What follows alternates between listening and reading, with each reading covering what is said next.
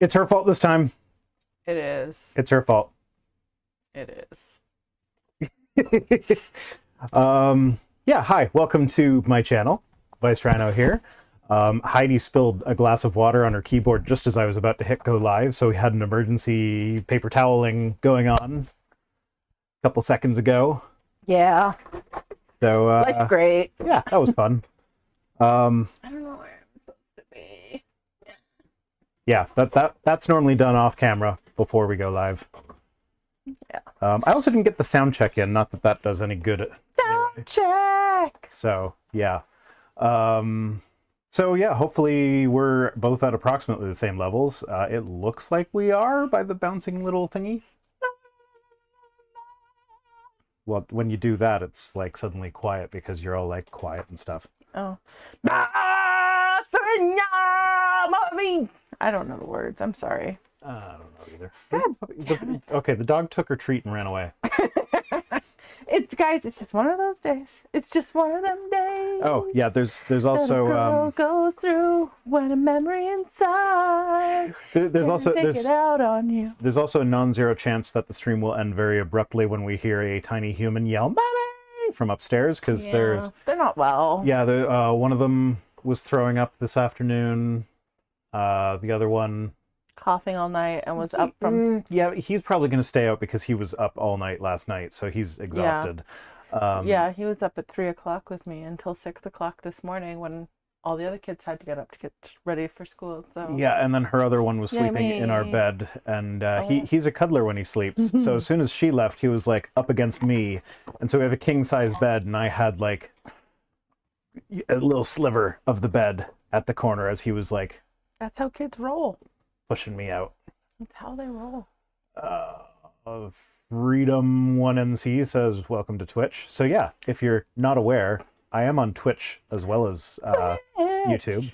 And yeah, I was like hurriedly setting up my tax information for Twitch because I like just realized I made affiliate right before this thing started. And I tried to get you guys the emojis, but it still hasn't updated that. But yeah, my YouTube peeps can have the emojis. Not my Twitch peeps. Sorry, Twitch peeps. Oh my God. Hey, this is our income we're talking about. The 3 viewers on Twitch right now are going to support us fully. Woohoo! Communicating effectively. Communicating effectively. Yeah, I'm communicating effectively with my audience. Hi there, little girl. Why don't you go sit in your bed? Ooh, shut the gate while she's here so she can't escape to the couch again. So... you want me, the person that she's like jumping on top of, to go shut the door? Yeah, because otherwise I have to go. That's an excited puppy. Yeah, I'm your mummy. I know. She's knocking your microphone all over the place. I know. She's a sweet girl. You're not going to be able to communicate effectively with our audience with her paw on your microphone like that. Okay, show of hands. Who wants me to put Puddles down? Actually, show of hands. But don't lick the microphone! Oh. She's actually going to chew on it. You can't let her do that. Oh, I'm a sweet girl. Yeah. I'm your mummy. I know. You gonna lay down? Sit. Oh, yeah. I need to be on TV, guys. Look at me. Look at me. Freedom1NC says hands glued to sides. Hi. I don't know if anyone's noticed, but he still hasn't gotten up to close the gate. Okay, fine. Rudy says the pupper stays. Okay, you start reading the book. I will walk 2 feet. Yeah, go. Communicating effectively. Do you remember those first days? Puddles, I can't see. With the man who became your husband, you wanted to know everything there was to know about him. What his family members were like, his favorite food, his favorite subject in school, what he wanted in a wife, how many children he wanted, his favorite color. I don't think I know your favorite color. I don't think I know my favorite color. Oh, I know what it is. What? It's pink. Oh, right, yeah.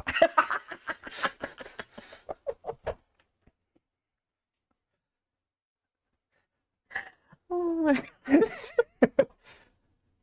gosh. Skeptic Dank sent $5 says, random thought that fucked my brain. There will come a day when digital antiques exist, assuming the internet exists in another 70 plus years. Yeah, that's why you got to buy all your NFTs now. Oh, okay. What his favorite color is, etc. You studied him as though you were preparing for a final exam. Now that you're married, you only just begun to unlock the heart of your man. Okay, thanks. You unlocked my... I feel like I would have been doing that before, because if I didn't unlock your heart, why would you want to be with me? I don't know. Talking is something that just comes natural to us girls. Is it? Research makes it clear that little girls are more verbal than little boys. Dr. James Dodson notes, God may have given her... Is James Dobson the his needs, her needs guy? You're gonna have to Google it. She doesn't say. Oh, I know she's mentioned him before. God may have given her, brackets the wife, 5,000 words per day, and her husband only 25,000. We got a subscriber. Woo-hoo! Freedom 1NC. You knew that was coming. Yeah. No. Oh, what's he is an author. Where's his books? I know I'm gonna know one of his books because I recognize his name. Oh, sweet girl. He's on marriage. Publications. There we go. We'll wait all What day. wives wish their husbands knew about women? What wives? Oh, that maybe should be next.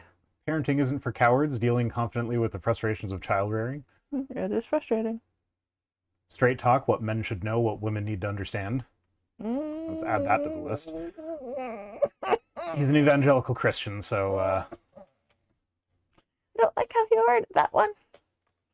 Oh, come on. Bringing up girls. Practical advice and encouragement for those shaping the next generation of women. From a man?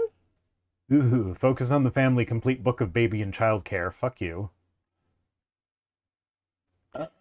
Does he have children? And what are they I doing don't now? know. You know what? Maybe I just know the name because he's associated with Focus on the Family. Maybe that's just one of those, like... Okay, does he have children? And I want to know where they are now. Done 2 children. Where? I want to know where they are now. It just says children 2. Yeah, but if you go to the tab that Oh says, my like, God. personal life. And you got... He married Shirley Deere on August 26, 1960. The couple have 2 children, Dana and Ryan. You guys little need be to do. Dobson turned control of some of the Focus on the Family's youth-oriented magazine titles over to his son Ryan Dobson in 2009. Dana Dobson received the golden key necklace as a gift from her father when she voiced her commitment to sexual purity at age 10. Gross. James Dobson encouraged other parents to give similar gifts. So, like, buy your child's virginity when they're 10 years old. That is disturbing, to say the least. I mean, I'll make that promise for a Louis, and doesn't mean I gotta keep it. Where's your integrity? At 10? I don't have any. I did not have any at 10. Actually, no, I was a really good child. And I have, like, the Catholic school guilt. Yeah, so James Dobson is the founder of Focus on the Family. I don't know what that is. It's an anti-abortion, an anti-gay marriage, an anti-trans rights organization. We drove past their visitor center like 15 times on the weekend. Oh, did we? Yeah. Okay. Remember, I kept on pointing out, being like, we should go there. Yeah. But then there's like much more interesting things that we wanted to do, like visit the Garden of the Gods. There was. Okay. Okay. God damn it. We have dog. Dog. Oh, good girl. Yeah, you're a good girl. Okay, so I'm pretty sure, like, the whole women say this many words, men say this many words has been disputed. When has that ever stopped Sharon from putting it in her book? Oh, come on, dog. What is... She wants to You're come. a big suck today. You are a She big suck today. is. What's going on? Come. She wants to go outside. God damn it.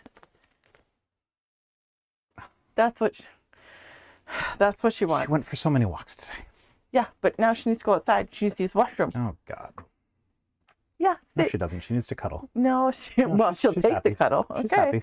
But I guarantee you that's what she needs. Yeah, Sharon. makes up shit. Okay.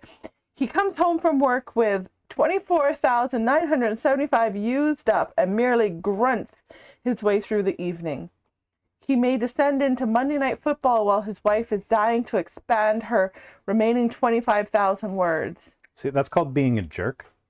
Yeah, but she says remaining 25,000 words. Like, a lot of women who are stay-at-home wives don't actually have anybody to talk to. Yeah. So The idea that she's used up half her word, assuming that the word count thing is correct. And even if she has, chances are she's using it up with the kids. And no. It's not the same as conversation. It is not. Like, no. This means when your husband comes home from work, he most likely is running low in the word department.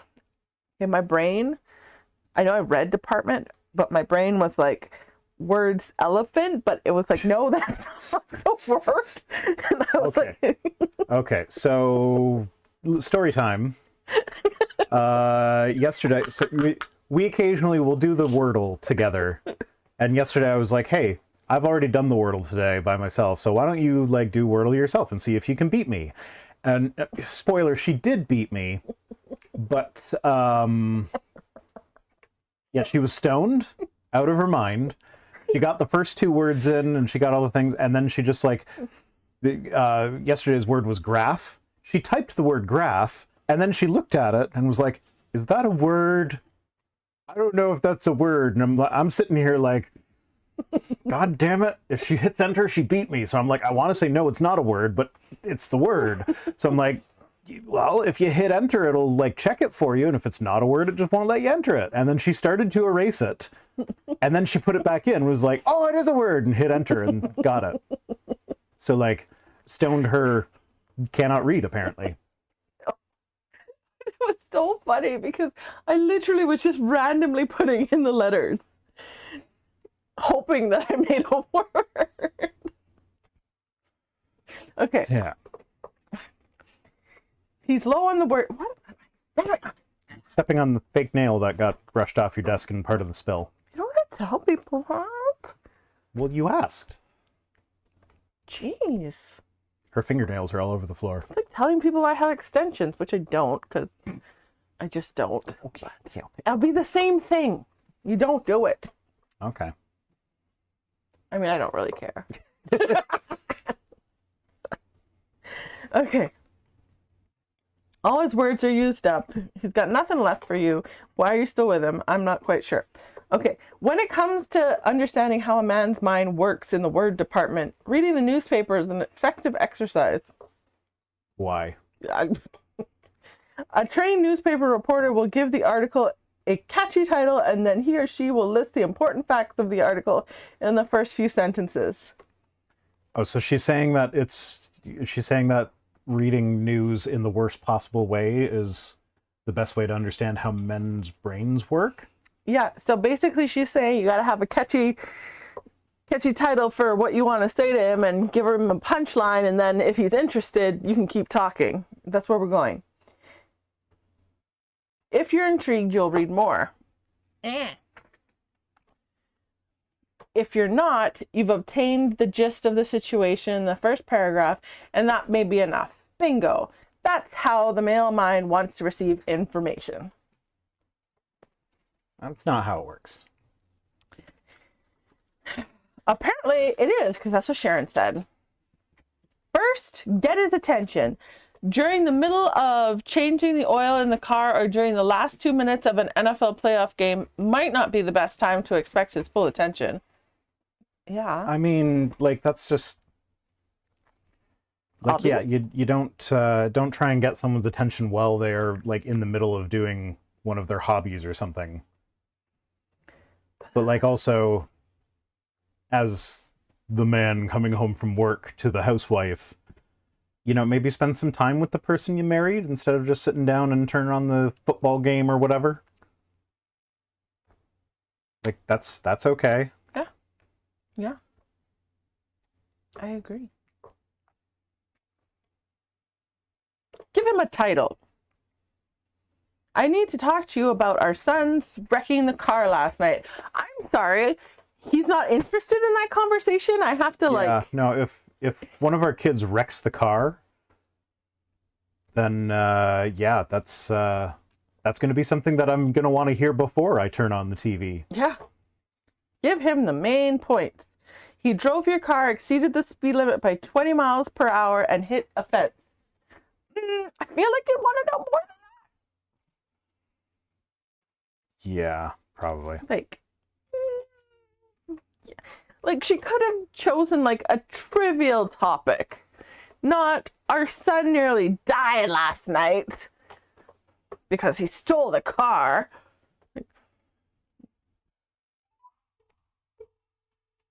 What?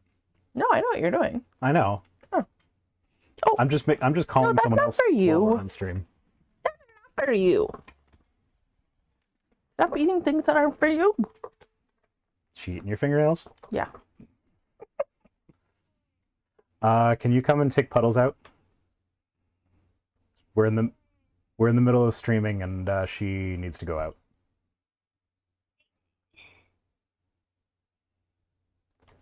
Okay, see you soon. Bye.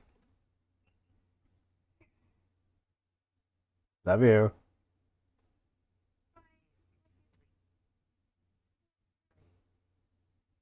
Okay, come on. Sorry, guys.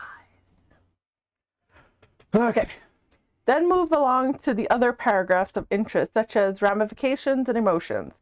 I am furious, and I think we should take the keys away from him for a month. Make him pay for the damages and insist he take a driver's safety class for the next 4 Sundays. I mean, I fully plan on not letting my kids drive with, like, they're absolutely going to take the driver's training things. Mm-hmm.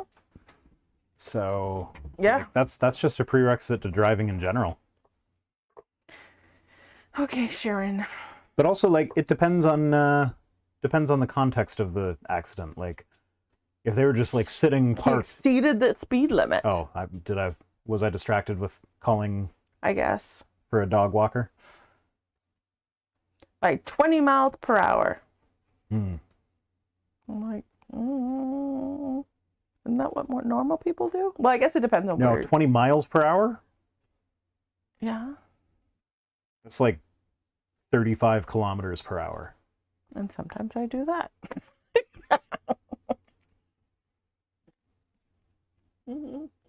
I exceed the speed limit by 18 kilometers an hour exactly. I know you do. I used to, but now sometimes it's faster than that. Damn it, what was I gonna say? Miles per hour, exceeding speed limit. Yeah, it depends on, like, if you're, I don't know, in like a 30, like a school zone, and you're going. Yeah, 20 miles per hour can be a very different thing depending on Yeah. yeah, because if you're in a school zone, then yeah, that's atrocious, and Yeah. yeah, keys need But to be if you're taken on the away. highway, If you're on the highway, then Vice would prefer that you don't, but well, there's also, like, in the States, they have all these weird speed limits. Like, there's 55, and then there's 60, and then there's 65, and then some. There were some 75 zones in Colorado, which, like, that's faster than any speed limits we have here. So, like, if you're in a 75 zone, and then the speed limit suddenly changes to 55, you're going 20 miles an hour over. Yeah. And the type of road didn't necessarily change. while these are good pointers for everyday conversation, intimate communication happens on a much deeper level. Yeah, we know that. A man who may not enjoy chit-chat still longs for intimate communication with the woman of his dreams. He doesn't want to talk to her, but he wants intimate communication? He wants her to talk to him, just not when the game's on. If she's smart, she'll watch out for those rare invitations and RSVP with all the homing devices God has given her. I don't fucking know what Sharon's trying to say. She's trying to say, shut up until your man gives you permission to speak. Many men hear echoes from childhood that falsely taunt, big boys don't cry. They recall teasing jabs of being called mama's boy, wuss, or sissy when they showed signs of weakness or, heaven forbid, a tear. Very early on in life, boys learn to hide their hurt under layers and layers of false manliness. Maybe we shouldn't do that to boys then. There's the thought. Hey, guess what kind of culture does that to boys? That'd be the evangelical Christian one, you know, the one promoted by James Dobson, founder of Focus on the Family. So, yeah, maybe don't cite him as a reference if you think that's a problem. Yeah. Like gearing up with shoulder pads, helmets, and knee pads, men wear protective coverings to prevent their emotions from being injured in the game of life. Oh, Sharon, I'm sorry, but a lot of people do that. A lot of people are hurt and they put up walls. Not just men. Only through the unconditional and accepting love of the woman of his dreams will he begin to shed the protective shield over his heart and expose the tenderness therein. Okay, but he should have done that before they got married. Like, yeah. Before. Yeah.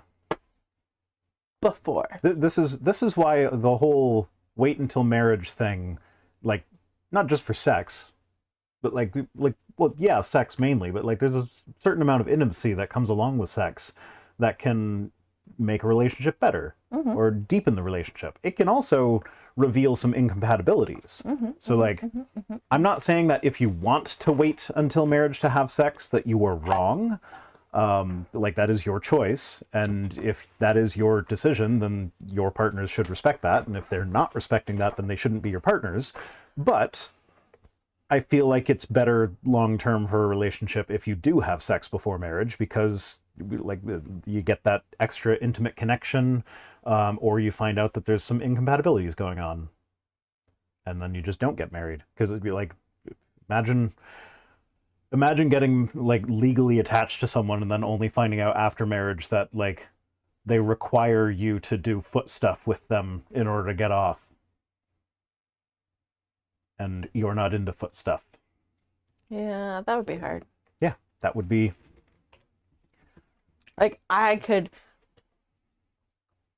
want to say I could do the foot stuff, but I could make my foot available. You have to suck my toes.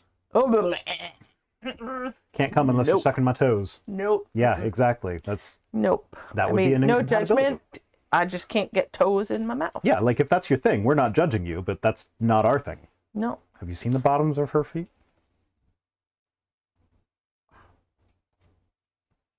Guess I'm keeping your credit card.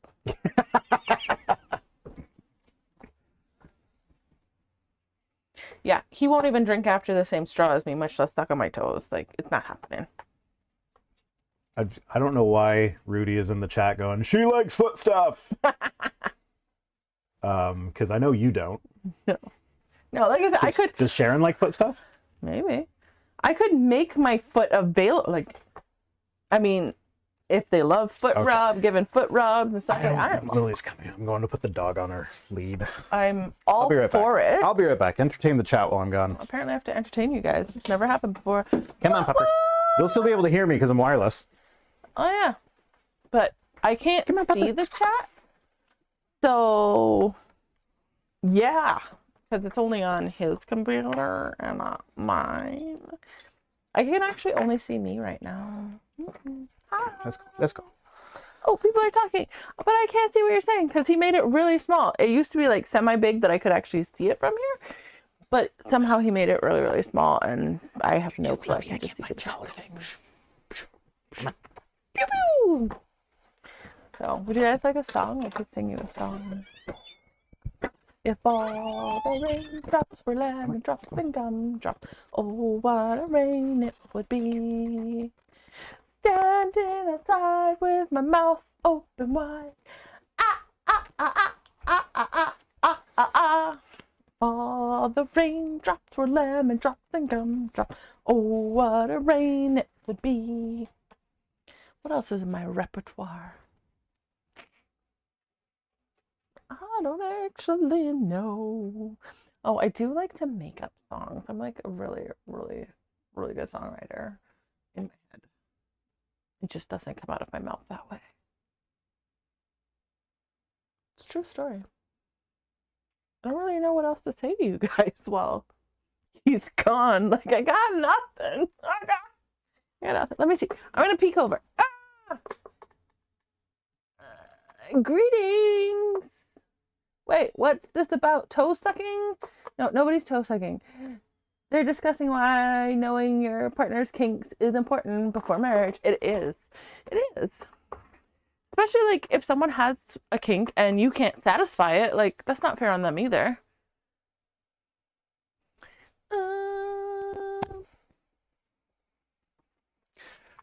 Okay, we're back. Oh, he's back! Come on. Come on, Puddles. Did he go pee-pee? She did. Yeah, see? Mommy knows. Mommy knows. Such a good girl. Yeah. Such a good girl. Okay. This is a long chapter today. We're gonna... Sorry, Rudy, you're never going to bed. Damn it, where was I? Oh, well, these are good pointers for everyday intimate, yeah. Many men, yep, echoes, jabs, manliness, shoulder pads. Shoulder pads. Yeah. Only through the unconditional and accepting love of the woman of his dreams will he begin to shed the protective shield over his heart and expose the tenderness therein. Have you noticed how God puts some of the most beautiful and precious treasures in rough and rugged exteriors? Oh, it's the diamond in the rough. Oh, is this? Oh, is this where we get the coal compressed into diamonds? Hold on, let's see. Inside a rough and craggy oyster shell lies the beautiful pearl. Underneath the brown, tough skin of a kiwi is a vibrant, delicious fruit. And in the dark recesses of gold mine are buried valuable diamonds. Go for it! Yeah, coal doesn't turn into diamonds. That's not a thing. They are both made of carbon, but coal is like got too many impurities. It's not just like a diamond is not just coal that's been squished really hard. It's like there's a different formation process that happens there. And you don't believe in the universal lining. Universal lining? Yeah.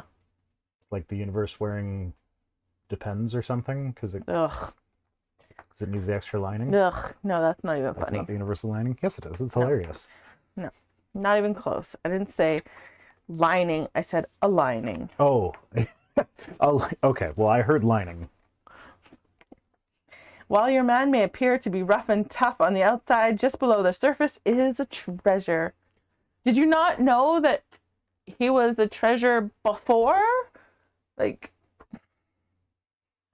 you might, at this point, you guys just might as well have arranged marriages. Yeah. It's like you're not discovering that your husband is a treasure until after you're married. Well, why'd you get married then? Like, okay, Travis. I wish my wife understood that I grew up on Mars and not Venus, and that when I say something, there is no hidden message. We're not that smart on Mars. Thank you, Travis. I love it. I love it. I mean, to be fair, I am a very literal-minded individual. And there have been times when you've said something and I've taken it too literally and responded as though... I'm waiting for Rudy. Oh, shut up. I'm waiting for it. Nope. Don't do it, Rudy. Don't do it. Oh, okay. I wish my wife understood my need to be able to say what I feel without the fear of her getting upset. Rich. I mean, you should be able to say how you feel without your partner getting upset. Yeah. I think that's a pretty basic expectation in a partnership. Yeah. Like, didn't you guys communicate properly before you got married? I win. Oh, but they missed it. That's a difference. No, that means I win. No, that doesn't. My wife understands that I need quiet time at the end of the day to unwind, Tom. So when is your wife supposed to talk to you? Like, if you get up in the morning and get ready and you go to work and you're at work all day, and then at the end of the day you come home and want to unwind and you need quiet time, when are you talking to your wife? Tom? Yeah, it sounds like she's giving advice that's like to set up the kind of marriage where you're just two ships passing in the night. Yeah. Like, why are you with this person? Anyways. Like, you know how I unwind? By talking to you about my day. And then sometimes we just sit on the couch in quiet. Sometimes we watch TV. Sometimes I play video games and you play your little game on your phone thing. Sometimes we both play little games on our phone. Sometimes we play Wordle together. sometimes I solve world problems. Yes, I should rule the world. I've been saying it for years. Nobody listens. Important communication. In my book, Being a Great Mom, Raising Great Kids, nice plug there, Sharon, I go into detail about the importance of listening to your child. Yes, please listen to your children. What is important to them when they are small, tiny people is actually very big in their small, tiny world. Yeah, but it's also impossible to not listen to kids. Something like when your guy who was throwing up today, when he had his headache today, yeah, he was doing the scream, cry as loud as he can. That's not actually a real cry. It's just, I want attention. Yes, he does that. Yeah. Did you give him attention? Yes, I gave him attention. Oh, okay. I also messaged you frantically, like, did you give him Tylenol already? Oh. And then I called you, and then I called you again, and then I messaged you again, and then I saw your phone. Yeah, no, then I saw your phone sitting on the arm of the couch while you were at Walmart. I was like, damn it. Yeah. But yes, no, listen to your kids when they're little, because what seems insignificant to you is big to them. And if you can't pay attention to it when they're little, you've programmed them to feel as though what they're experiencing isn't important. So when they get bigger and they have these big world problems, they're not going to want to come to you. There we go. Okay. Along the same lines, the woman of your man's dream is one who listens not just with her ears, but with her whole being. Let's take a look at how to listen. You listen with your butthole as well? You got to listen with your whole being. So if you're listening with your ears, your nose, You're just not funny today. I'm sorry. Is it because my kids are here? No. Why would that make me not funny? I don't know. Because they like to talk about buttholes and stuff. Well, yeah, but I also do. I just pretend like I don't when they're around. Because they take it to the next level. Oh, boys, they never grow up. Nope. Okay, let's take a look at how to listen. We listen with our eyes. See? I said that. You said butthole. Yeah, but then I said the whole body. That includes like eyes, nose, butthole. Okay, I feel like Sharon might have a better grasp on this than you right now. That's because she's squeezing her butthole. We listen with our eyes. How do you feel when you are trying to have a conversation with someone and they're not making eye contact or responding and saying, yeah, I heard you. Mm-hmm.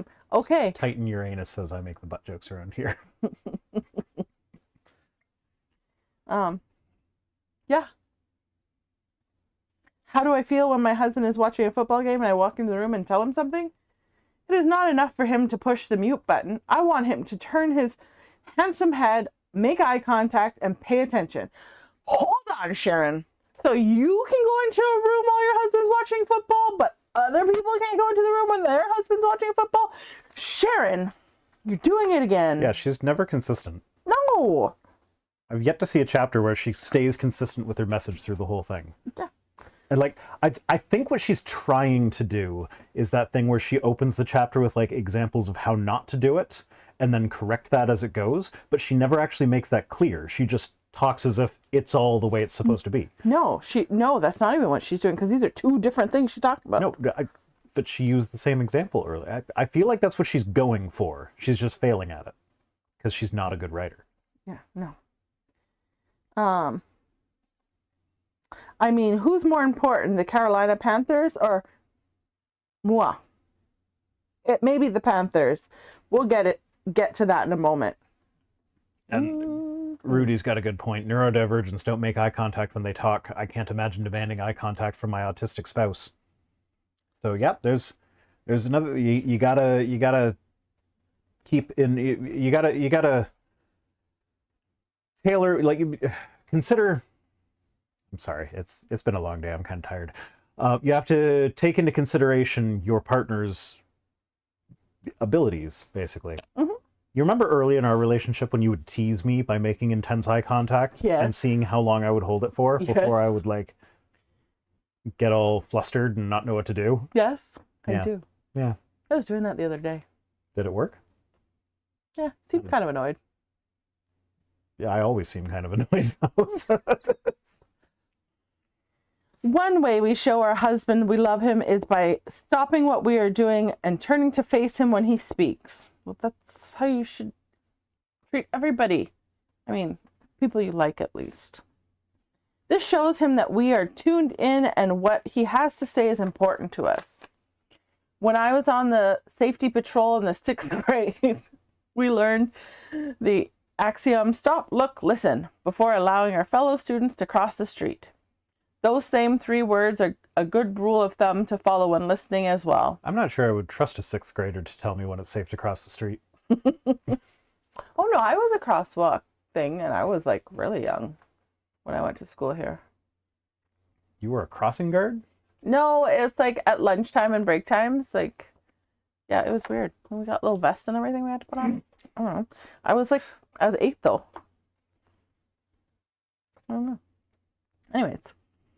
Okay, we're stop looking and listening. Stop what you're doing. Look your man in the eye. Unless he doesn't like it, then don't, because that'll make him feel really uncomfortable. Listen to what he has to say. Now you're safe to go. Why does... To go? What? To go where? To talk. Why does he have to speak first? No, now it's safe for you to talk. I know, but she says listen to what he has to say. Oh. Why does he have to speak I first? don't know. She keeps getting it mixed up. Anyways, I'm convinced that my wife, more than any other person on earth, has a thorough awareness and understanding of me and my needs. Russ. Aww. Good. That's the way it should be. Yeah, I thoroughly understand that it makes Spice very, very uncomfortable when I stare at him in the eyes. But I do it anyway. The greatest struggle has been open communication. Well, you shouldn't have got married. Yeah, like that is we've always communicated very easily. Like that's a precursor. Like open communication doesn't come after marriage, it comes before marriage. Yeah, like our communication has been such that like since like we've been like the second month we were dating, we were like, I feel like we've been married for 10 years. Yeah, we have. Yeah. What are you talking about, feel? We have been married for 10 years. My wife came from a home... There's an uncomfortable overlap there. I don't know, maybe you were Mormon? One of the religions? One of the religions that could have multiple wives. Oh, yeah, that would be the Mormons. Our greatest struggle has been open communication. My wife came from a home where people did not express what they are feeling. I think the best way to alleviate that has been to just talk about everything and allow our feelings to come out. Will. Okay. The woman of my dreams likes to talk with me and listen to me. Oh, good job, Joseph. This is not really coinciding with her like men have 50,000 words a day thing that she said earlier. No. It's like now when she's actually talking to the men, it's like, no, I want to have conversations. Yeah. Oh, Sharon. We listen with our ears. This may seem redundant, but far too many times we nod and agree. Is she going to do that? Yeah, have 2 ears, 1 mouth, use them accordingly thing? I don't know. Let me get there. And agree, but let the flow of words go in one ear and out the other. I was struck by an article in the Charlotte Observer about a friend for hire. A woman was described as a friend for hire, earning as much as $500 a month to sit and listen to whatever a person wanted to talk about. She is called a personal development coach. They also have people that you can hire to cuddle you. Yeah, but I would be good at that job. That's not what a personal development coach does. Yeah. Well. Okay, well now she's actually describing what they do. Someone who helps people focus and make decisions. Basically, she receives payment for 2 things: asking good questions and telling the truth. Okay. It's not the same as just sitting and listening to someone talk about whatever they want. No, it's not. The Observer noted that Newsweek referred to this type of coaching as part consult, part motivational speaker, part therapist, and part rent-a-friend. Very different from just fucking sitting down and listening to whatever somebody wants to say. Yes, very different. A Sterling, Kansas newspaper ad read, "I will listen to you without comment for 30 minutes for $5. Okay, that's different. The person who placed the ad received 10 to 20 calls per day. The man in your life wants a companion who will truly listen to what he has to say. Let's make sure he doesn't have to hire a friend or phone a stranger, but has the ear of the woman of his dreams. You. Phone a stranger? Yeah, like this call a friend thing. The $5 one, not the actual coach that you would hire to help you reach your goals. And now we have learned that Rudy doesn't seem to know me at all. They say I have a hard time seeing you as a cuddler. I'm like the ultimate cuddler. Yeah. True story. I get jealous of the dog all the time. Mm-hmm. Yeah, no. True story. Me and the dog are just like fighting over space on your lap. Oh. The woman of my dreams is a good listener and cares about what I think. Josh. Okay, cool. My wife is exceptional about understanding me and even helps me understand myself better. Great job, Herb. Sometimes I think my wife understands me better than I understand myself. She listens and tries to understand. Most importantly, she desires to know me better. I am so blessed, Bill. Oh, okay. Good job, Bill. Is completely unrelated, but that guy's name was Herb, and for some reason, when you said Herb, my mind went to like herbs and spices, and then I'm like, what if one of the Spice Girls married a guy named Herb? Herb. The herbs and spices. Actually, all the Spice Girls should marry guys named Herb so that it can be herbs and spices. I feel like the only one that would really work. Ooh. Ginger spice? Yeah. Yeah. See, we're on the same page. We are. We are. Does that mean I'm funny again? No, because I didn't laugh at it. No. I just knew what made sense. But I do love you, even when you're not funny. Okay. Are you feeling bad now? Because I said you weren't funny. No. Are you sure? Yes. Will you open up to me? Not on stream. You laughed. I am funny. Ha! We listen with our facial expressions. Charles Swindoll tells a story reported by Dr. Carl Menninger about how facial expressions invite someone in or shuts them out. Yeah. Yeah, I have resting bitch face all the time. Me too. And I'm aware of this. I have a combination of resting bitch face and super tired, stressed out mom face. I mean, those are largely the same thing. No, they're different. They're very different. They're different. Because you can have resting bitch face without having like dark circles and bags under your eyes. Okay. And okay. like. Yeah, fair. Okay. During his days as president, Thomas Jefferson and a group. Do you want to give a caveat on Thomas Jefferson? The slave owner? Yeah. And a guy who probably raped at least one of his slaves? Mm-hmm. I mean, because they're probably going to start telling us about what a great man he is. So I figured you might want to add that caveat ahead of time. I mean, he did make the Jefferson Bible. Like, there are things about the guy that I like. But, like, he owned people as property. Like, I can't... Like, I know, like, oh, you're supposed to make a comedy. Oh, that was a different time, so they didn't consider it bad back then. So you got to not judge them with a modern lens. But, like, no. Owning people as property is a bad thing. Anyone with empathy can figure that out. And the only way that you could possibly not figure that out if you have empathy is if you don't consider those people to be people, in which case you're a raging racist. So, yeah. Vice has spoken. Anyway, back to Jefferson. Okay. Thomas Jefferson and a group of companions were traveling across the country on horseback. They came to a river that had left its bank because of a recent downpour. The swollen river had washed the bridge away.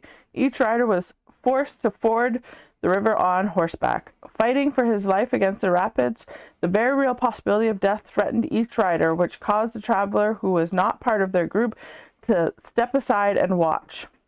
After several had plunged in and made it to the other side, the stranger asked President Jefferson if he would ferry him across the river. The president agreed without hesitation. The man climbed on, and shortly thereafter, the two of them made it safely to the other side. This sounds like the George Washington cherry tree story, where it's like this is a myth that never actually happened. I'm still trying to figure out how this ties in to women talking to men. Well, he listened to the guy who said, "Can you risk your life to get me across the river, even though you don't know me?" And Well, it's not done yet. You just interrupted again, Rudy. As a stranger, you should have never introduced me to your friends.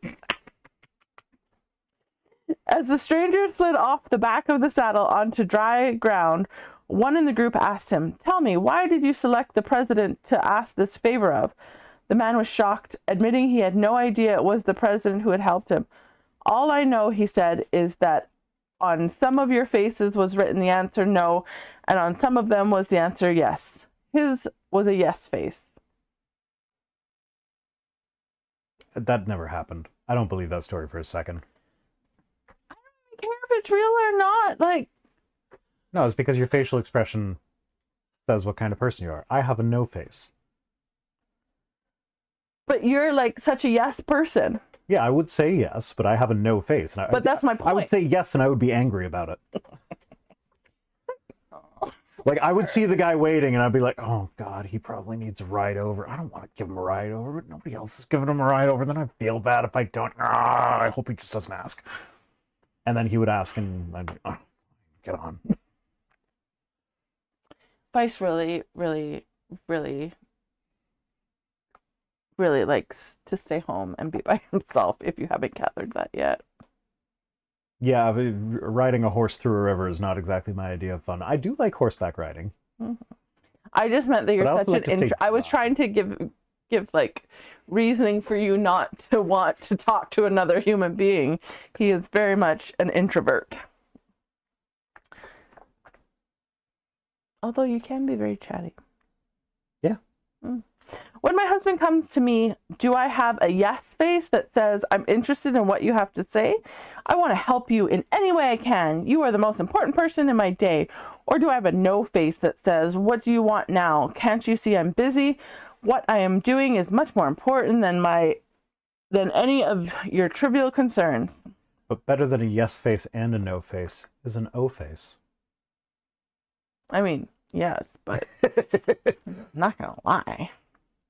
The woman of his dreams initiates intimate friendship, has a yes face and Yes face leading to an O face? She has a yes face and... No, I just don't like that. Like, intimate friendship and has a yes face. No, like, I feel like that's just bordering the consent line, and I don't like it. Okay. Damn it. And doesn't force her husband to look for the welcoming look anywhere beyond his own front door. Well, I mean, okay, so the yes face, no face thing, that can be situational. Because, like, there are times when, like, you get back from being out for the day, and, like, I can just see on your face that you've had a bad day. Mm-hmm. And then I'm like, okay, she doesn't want to hear about the, like, stupid nothing that I've been doing today. She wants to, like, she either wants to take a nap, or she wants to, like, what's it called? Vent. She wants to vent at me. So that's when I'm be like, "How was your day?" And then I sit back and wait for the flood. And sometimes it comes, and sometimes I'm just tired. I need to go take a nap. I know, I'm pretty sleepy. Yeah. I didn't get a nap today. Damn it. Oh, the woman of his dreams initiates intimate friendship. Yeah. We listen with our lips. Now, maybe you thought the whole idea of listening was to keep the lip zipped. However, one of the most effective ways to show that you are truly listening is to complete the loop in the conversation by asking follow-up questions or making comments to show we're engaged. Okay, tell me more.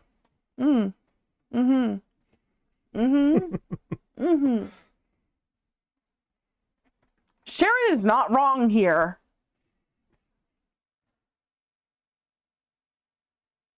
Okay, sometimes you stop in the, like, middle of a sentence that I was listening to, and I'm waiting for the other half of the sentence because I don't want to interrupt. And when I share a full sentence, like, "Hey, I think it'd be a great idea if we blah, blah, blah, blah, blah," full stop, and then you just don't comment. No comment. And then I'm like, can you at least acknowledge that I've said something? Hello. I still love you though. Nope. It's okay. It's just the weed. Weed. For example, if your husband comes home from work and says, I had a terrible day at work, then you would complete the loop by responding, really? Tell me what happened. Are we 5-year-olds here? Because I'm very confused. Such a comment will show him you care and are interested in what happened during his day. Here's another example. Husband, I had to confront Bob at work today. He's just plain lazy. Wife, really? What happened? Isn't that literally just what you said? How did you handle it? Do we really need an example of that? Apparently. Apparently. As your husband begins to share the details of his day, asking questions shows that you are interested and in touch with his experience. If his comments are met by silence or a sharp detour of you telling him what went on in your day, he will think you don't care about what's going on in his life. We both have ADHD, so there's a whole lot in our conversations. There's a whole lot of pin in that. That reminded me of this thing, and blah, blah, blah, and then we usually remember to take the pin back out and go back to where we were. And sometimes we just. Sometimes we don't. Sometimes. Well, sometimes we remember to take the pin out, but we just don't know where the pin was to begin with. Yeah. No. That's. So yeah, ADHD conversation does not always go that way. No, it doesn't.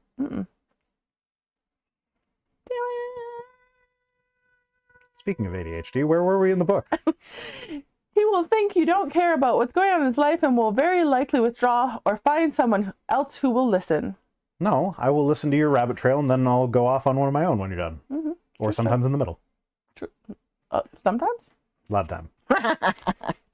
Along with silence, judgmental comments will also kill a conversation. Yes. That's generally, you can't really have a conversation if someone else isn't conversing back. It's... Yeah, if the silence is judgmental, though, what would you be judging? You confronted Bob? I can't believe you confronted Bob. Bob. Bob, Bob, Bob, Bob. I haven't had that one in a while. Bob, Bob, Bob, Bob, Bob, Baran. Bob, Bob, Bob, Bob, Bob, Baran. Oh, Bob, Baran. It's been a while since I've bobbed. Yeah. It's Barb. No, it's Bob. It's Barbara Ann. Bob, Bob. Barbara Ann. Bob, Bob, Bob, Bob, Bob, Baran. Okay. Okay, husband, I had to confront Bob. She's doing it again now, okay? Oh, we're getting a different example of Bob? Yeah. Husband, I just had to confront Bob at work today. He's just plain lazy. Wife, I don't think Bob's lazy. He's just having a hard time. I think you're too hard on him. I feel like that's me right there. Yeah, that's a legitimate response. If you know Bob and you know that he's not lazy. Yeah. Or your partner regularly comes home and talks about Bob, and you can see it from an objective standpoint and not just because you work with them and you're annoyed by them. Or you also know your partner and what their ticks are and triggers, so yeah. Yeah. And sometimes it can be helpful to reframe things. Yeah. Yeah. Sorry, Sharon, we don't agree with you. Again. Whoa! What? That's actually how it starts. Oh. I love when things just line up like that. That wife has just done one of two things. She's thrown cold water on the conversation. How? By sharing her opinion? And it will come to an abrupt stop, or she's made her husband angry and he wishes he kept his thoughts to himself. Oh, sounds like a baby. Yeah, it sounds like a him problem. Yeah. Either way, silence or judging, I don't see how that was judging. Silence or judging will end a conversation, but asking questions will draw him out and invite him to tell you more. No, sometimes judging can draw out the conversation even longer than it needs to be, because now the other person's fucking pissed. Yeah. Yeah, that's true. Or they feel like they have to justify themselves, and then it carries on. Yeah. I'm not saying we should be judging. I'm just saying it doesn't stop the conversation all the time. Judge not lest you be judged. Yeah. Some people need to learn that one. I wish my wife understood that communication is as important to me as it is to her. As a man, I deal in specifics and am more Compartmentalized. I am horrible at mind reading, Craig. As a man, I deal with specifics. Like, you women can't deal with specifics? I like specifics. Yeah, you do like specifics. I like. Like, why is that a penis thing? I have a penis, so I need specifics. Well, You have a vagina, so it's more general. we'll see. That's maybe why they need the specifics, because they can't handle the general, so they need specifics. Where's the Ladies, clit specifically? yeah, ladies, they need you to be specific with your general region. It's, there's no like direct line like pointing right at your face. I mean, oh, I thought we were still talking about the clit. I'm like, there kind of is. No, because some people have clits that are hidden. Yeah, but there's still like lines that point to it. You just need to like. Yeah, but the lines that point to the clit, but they could also be pointing to the vagina. Like men get confused apparently, and they don't ask for directions. Men are idiots. So, women, we have to be specific with our general compartment. Okay, one of our biggest struggles has been communication. I tend to hold things in for 2 reasons. I don't want to bother her as she has enough on her plate. Okay, we'll help her with some of the stuff that's on her plate.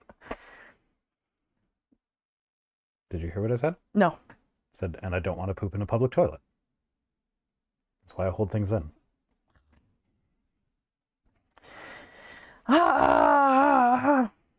And when I do communicate, the response seems to be very negative, or I get a lot of advice when all I want is an ear. Yeah, that is a problem people, human of the beings have, is a lot of times we want to fix, we want to give advice, and sometimes people just need a vent. Well, I've just flat out asked you sometimes when I'm not sure which it is. Like, are you looking for advice or just an ear? Yeah. And you will tell me, and then I'll be like, and I'll respond appropriately. Yeah. Or maybe they're just soundboarding because that helps them think and they figure it out on their own.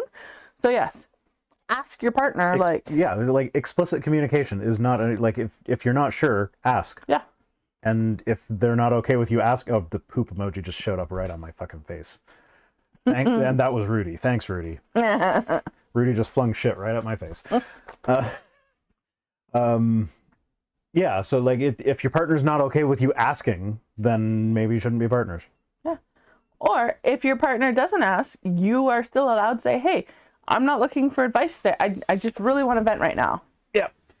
Like, It's okay to be explicit about your needs. Yeah.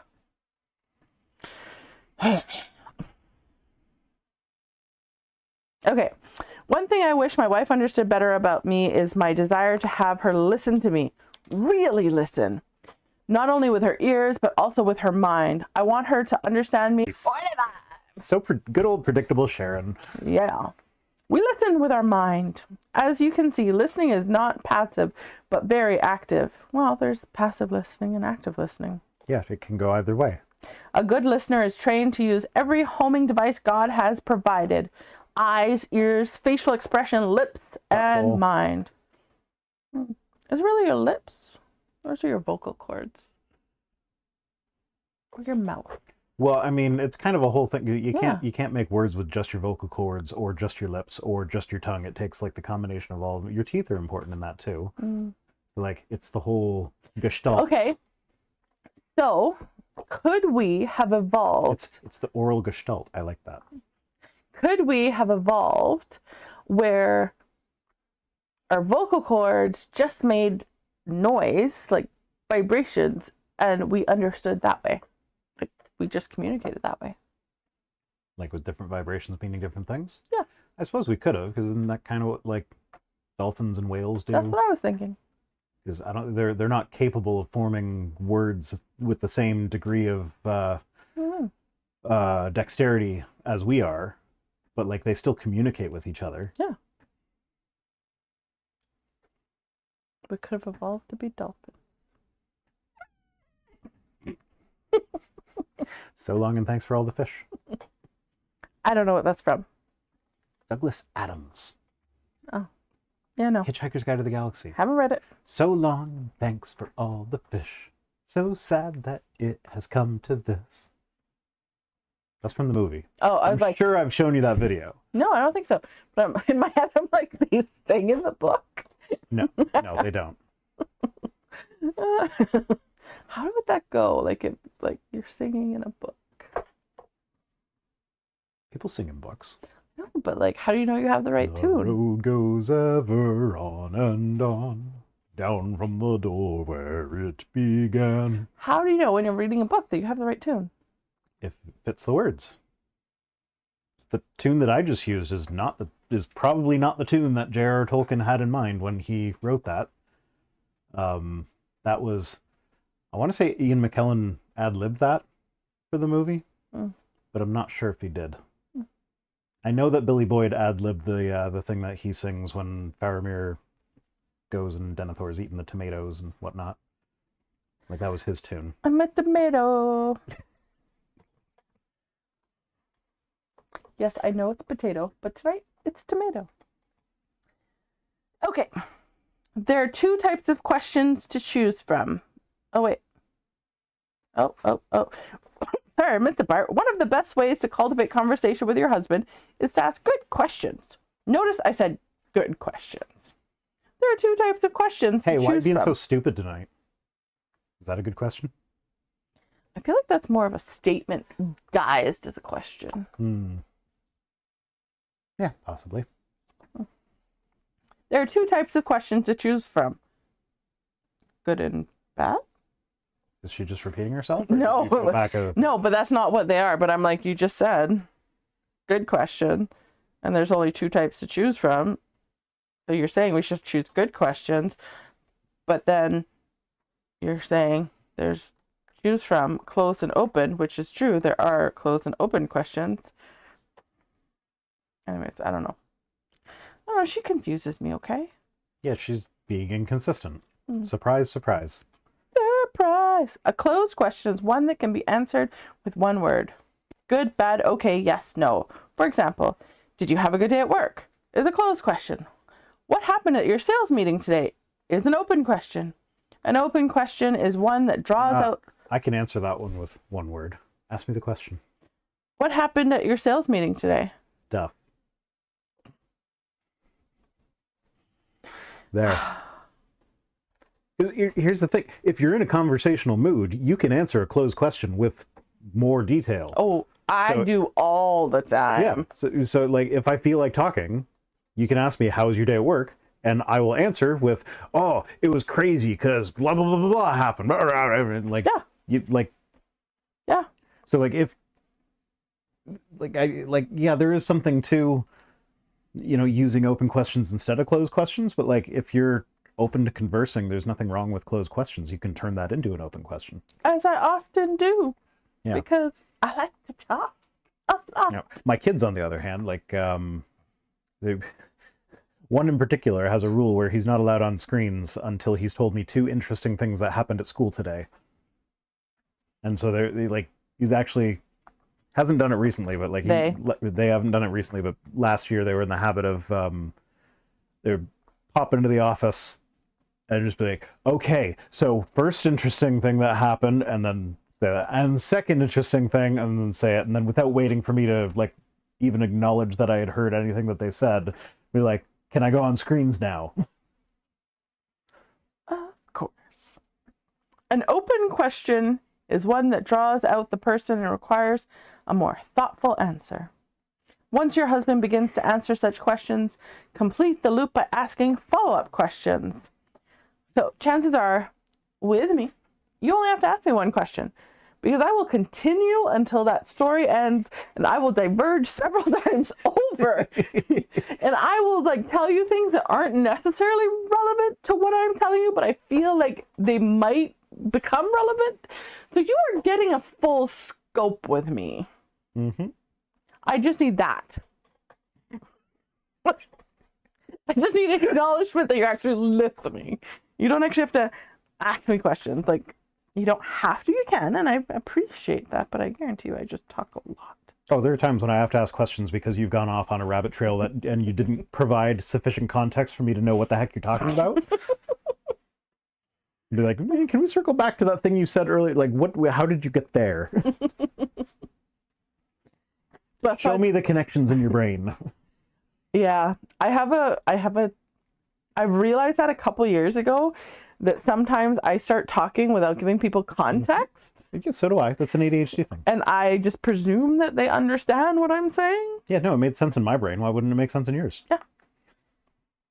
Okay. Blah, blah, blah. Your husband's... You're completing the loop. Okay. As soon as you begin to give unsolicited advice or judge his actions, the wall will go up and the opportunity to initiate intimate friendship through listening will slip away. Why does it have to be labeled judgment? Yeah, like, I don't know. She's just being weird.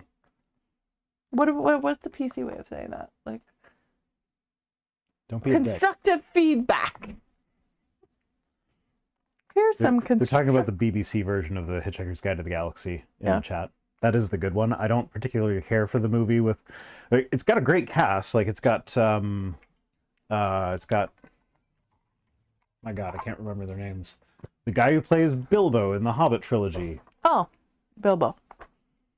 Yeah, what's his name? I know his name. Why can't I think of his name? Here, And then there's the guy who plays Snape, which I know his name too. Why can't I think of his name? Alan Rickman? That's the one, yes. Alan Rickman. X-Cult Baby sent $2. Says... Rudy sent $2. Says, what are acceptable toppings for eating chili? Cheese and sour cream. Oh, and you can do like crushed tortillas or crackers up top. But I also eat rice with my chili, but the rice goes underneath the chili. Beef. Ground beef. As a topping? Yeah.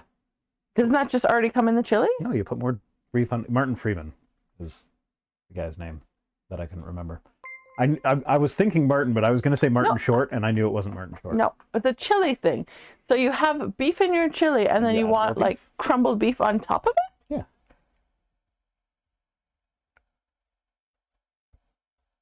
Is it because you misunderstood the question and now you're just trying to like... Maybe.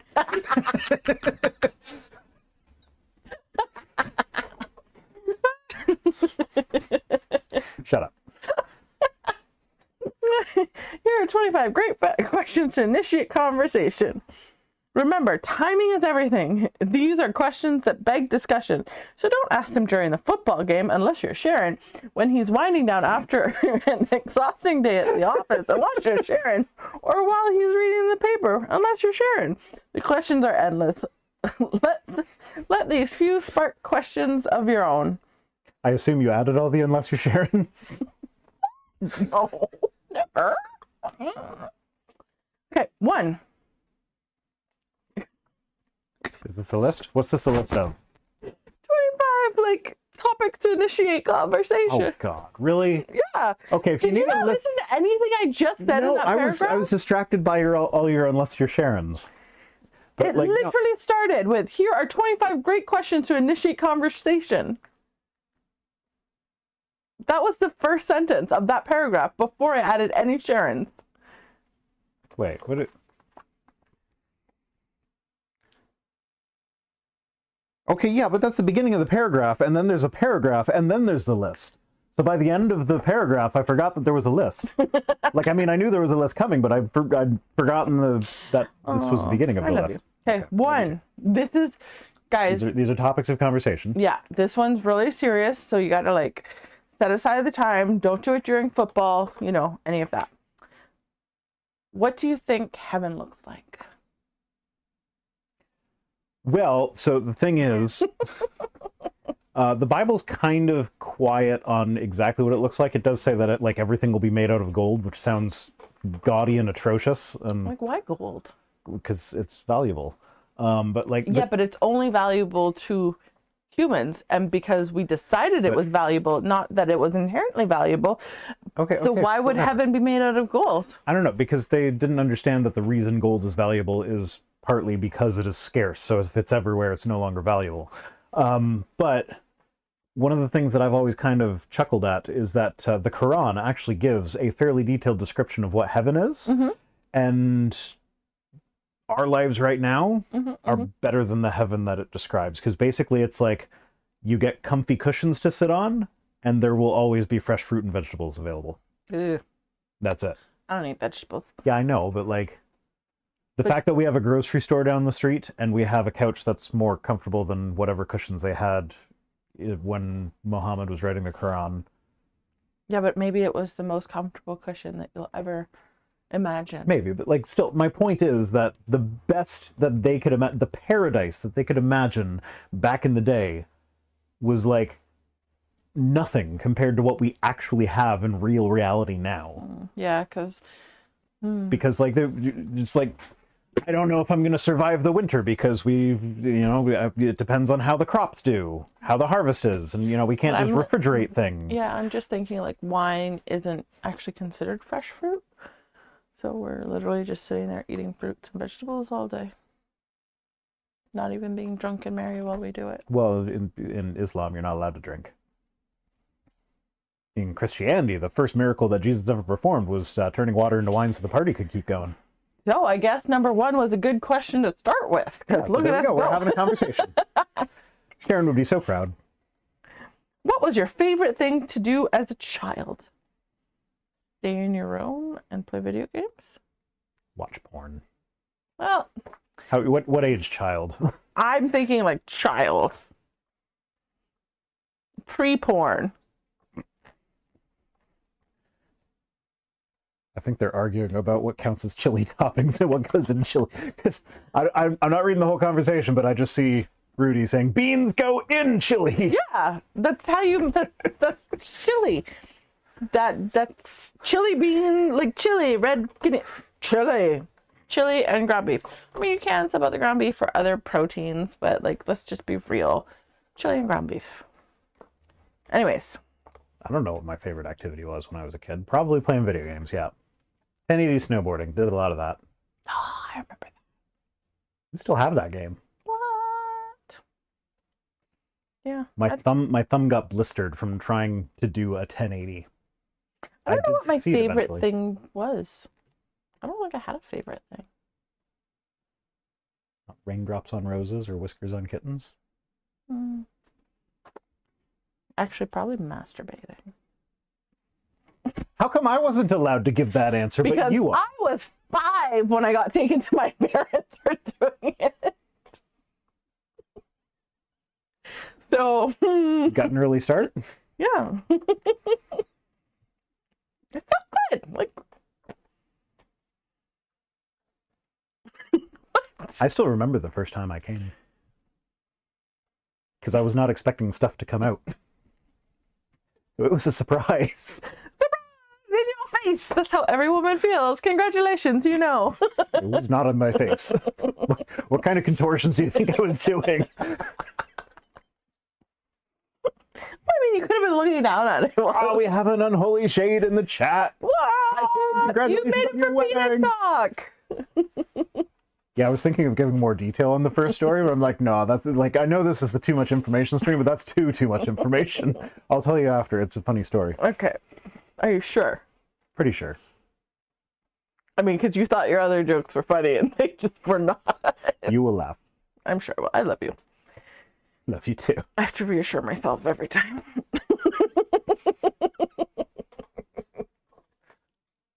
Who was the biggest bully in your neighborhood when you were growing up?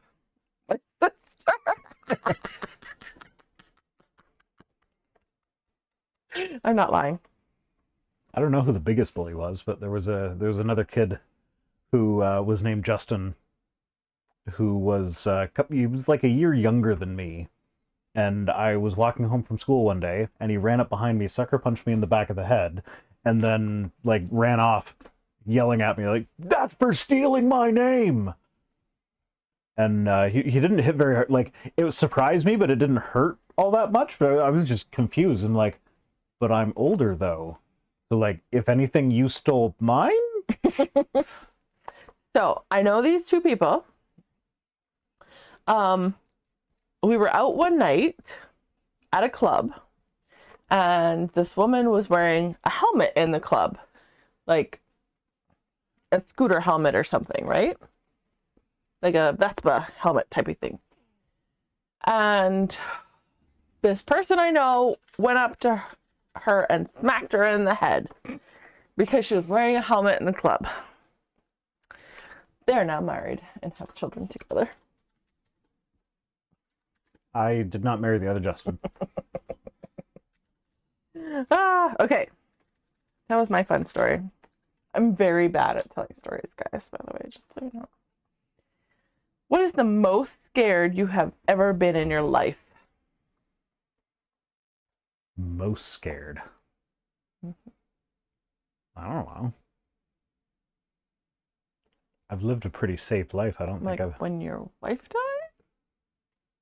Okay, yeah. Sorry, I'm not laughing. I'm just laughing at him. No, remembering. yeah, no, that fits. Like, I don't want to sound like I'm insensitive. Like before I Yeah. knew, but after she had been taken to the hospital, yeah, that was okay. Yeah.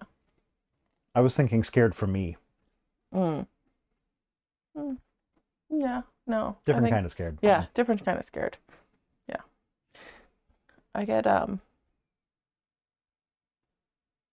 it, what's it called? Sleep paralysis?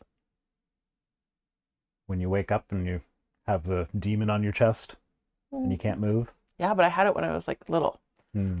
And we were like, so me and one of my friends were sleeping outside on the trampoline, and it happened, but it's like there's a dream, but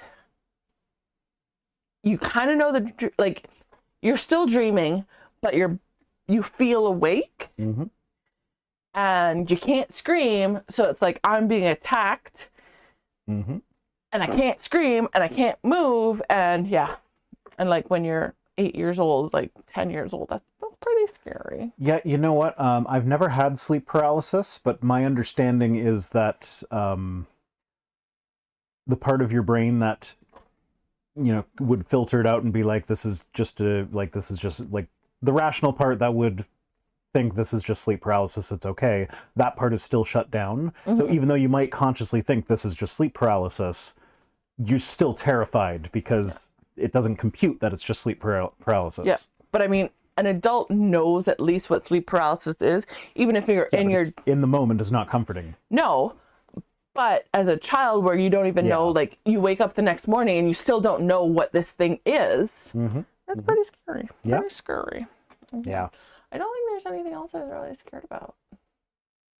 I remember getting my head caught in the banister once and being scared that I wouldn't be able to get out. Have you seen those like videos or pictures like where they have like a catalog of pictures? It's like, this is why men die first, and they're doing like all these things in precarious ways, and like why? Yeah, I feel like. So this is actually one of those things. This is where being religious can actually be dangerous, because while my head was stuck in the banister, I remember thinking, God has taken care of me this far in my life. He's not going to let me be stuck here forever and starve to death because I can't get out, sort of thing. And so, like, yeah, that was a ridiculous situation. Worst case scenario, somebody comes along with a saw and chops the banister thingy off of our stairs and lets me out. But, like, I could see that leading to other behaviors where, like, God's taken care of me this far, so yeah, I can jump out of the second story window just to see whether or not. Well, not even just that, but I can see it creating like this passive attitude. So like you're stuck in a cave. Oh, God will get me out of this. It's like, no, like you feel like you need to do stuff. Yeah. You don't just sit there and hope and pray that someone's just going to come along. Okay, let's keep going because we're going to be here forever. Yeah. If you were going to spend 1 year in the desert and could take along 3 things from the bedroom, what would they be? Vibrator. Yep. The bed. Yep. That was the first one in my head. I was like, the bed. So vibrator, bed, and... Like, okay, so we can take a fan, but I guess a solar power fan. We don't have it in our bedroom, but it'd be hot in the desert. But then if we're taking our bed, does that mean we automatically get sheets with it, or would sheets have to be one of those things? Because I feel like bed includes sheets, like it's the whole package. Because technically they're separate things, so. Dinobotful says water. No, that's not in the bedroom. Well, It- you have your distilled water for your CPAP A machine. true story. But I'm presuming that, like, with this scenario, you can take things that are outside of the bedroom. Rudy says generator, outlet, vibrator. You have a generator in your bedroom? Generally speaking, a generator would have an outlet on it. So Yeah. just take the generator and But the then generator will die eventually. It needs to be solar powered. Mm-hmm. Whatever it is needs to be solar powered. This video is brought to you by Jackery. No, it's not. Or, like, if you could get one of those, like, solar power, like, radio / fan / A lot of people saying vibrator in the chat. We got Shade as well. My teddy, my vibrator, and my cat. Yeah. Yeah, these are just bedroom things. We're presuming. Shade brings the cat, but not her husband, or not their husband. Shame. Okay. What is your best Christmas memory? The power outage. That was pretty fun. Yeah. It was a Okay. good bonding experience for our families. It was. It was. The power went out at Christmas last year. Yeah. And we were all huddled up in the living room with like blankets hanging up everywhere to try and keep the heat in. Yeah, it was cold. It was cold. And Someone forgot to tell me that we still had hot water, though. I thought you knew. Bob avec cheveux is asking, are you two married? No. Never. No, we're living in sin. Yep. Never. Sorry, I will not marry you. Okay, the feeling's mutual. Oh, thanks. What is the nicest thing I ever did for you? And you're not allowed to say blowjobs. Anal? What is with you and the butt tonight?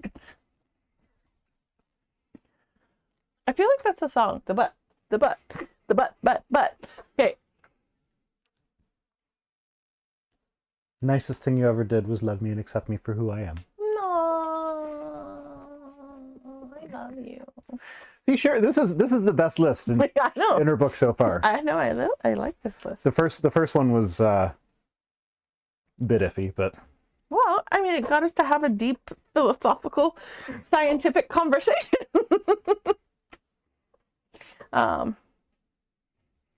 What's the nicest thing you've Rudy ever says, done? "Yeah, nasty."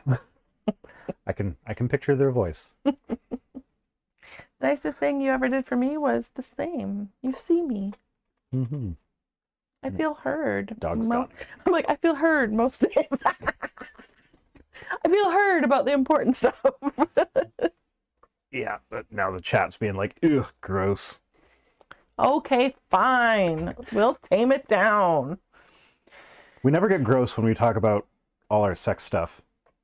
But as soon as we're like, "You love and accept me for who I am," Oh, that's what they were grossing? I Yes. thought, oh.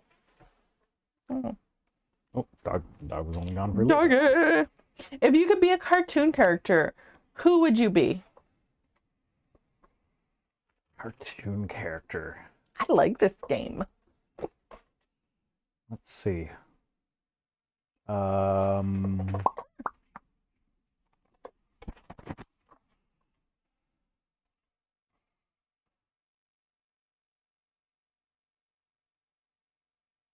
Whichever one's the one that talks in Phineas and Ferb. Mm. I think it's Phineas. I think Ferb is the quiet one. Mm. Mm. Mm. Mm. How about you? I don't know. The Roadrunner? No. Because you're a troublemaker. Yes.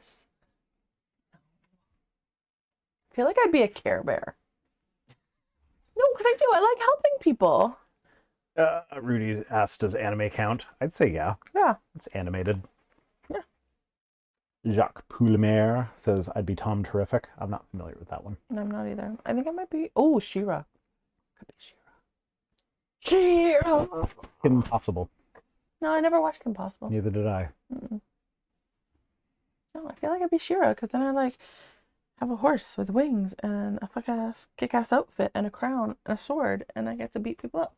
I feel like that's my jam right there. Sure, why not? Yeah. That or a Care Bear. Like, you know, one of the two. Or I could be Smurfette and be the only woman in the village. Ooh, I know. I'd be Spock. They did a cartoon of Star Trek. I could be Spock. Yeah, I could see No that. emotions, logic. I could see that. If you could be a Or, no. What we've learned from Spock from watching Strange New Worlds. Yes, definitely emotions, just not expressing them. Yeah. So That sounds about right. Sounds about right. If you could be a superhero, who would you be? Jean Grey. Hands down, done. I feel like Superman should be off limits for that one. He's just a Mary Sue. I didn't say I know you I said didn't. Jean Grey. I know you said Jean Grey, but I still think that Superman should be off limits because that was my immediate thought was Superman because like he's like basically omnipotent. But then it's like no, that's not really fair. I feel like Jean Grey could take him.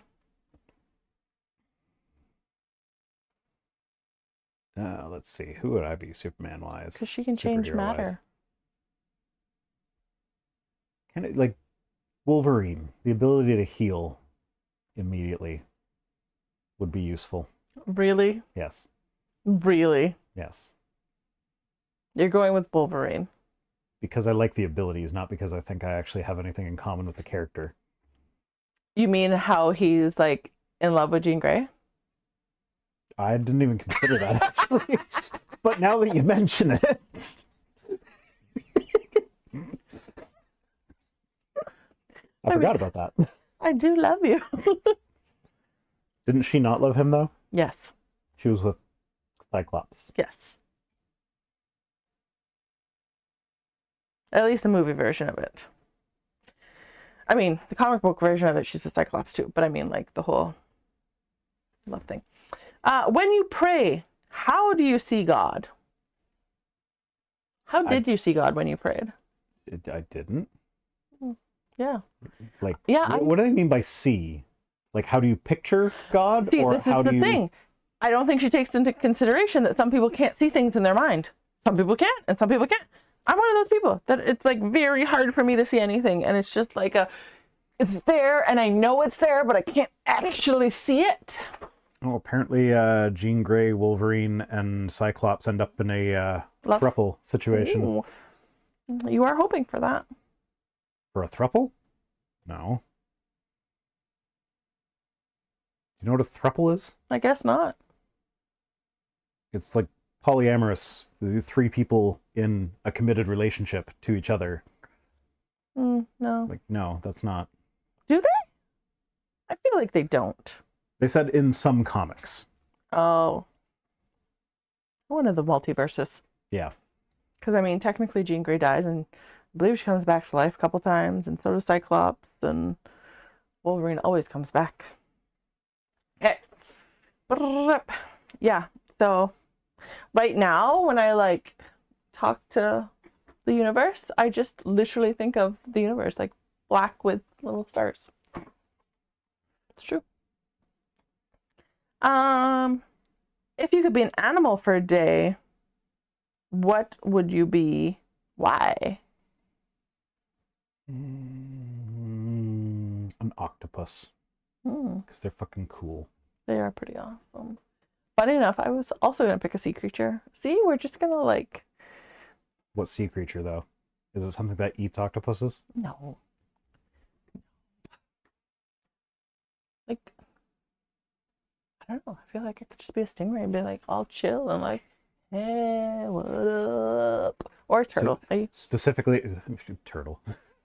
So specifically a stingray that goes to Stingray City in Cayman Islands? One of the chill ones? Yeah, one of those.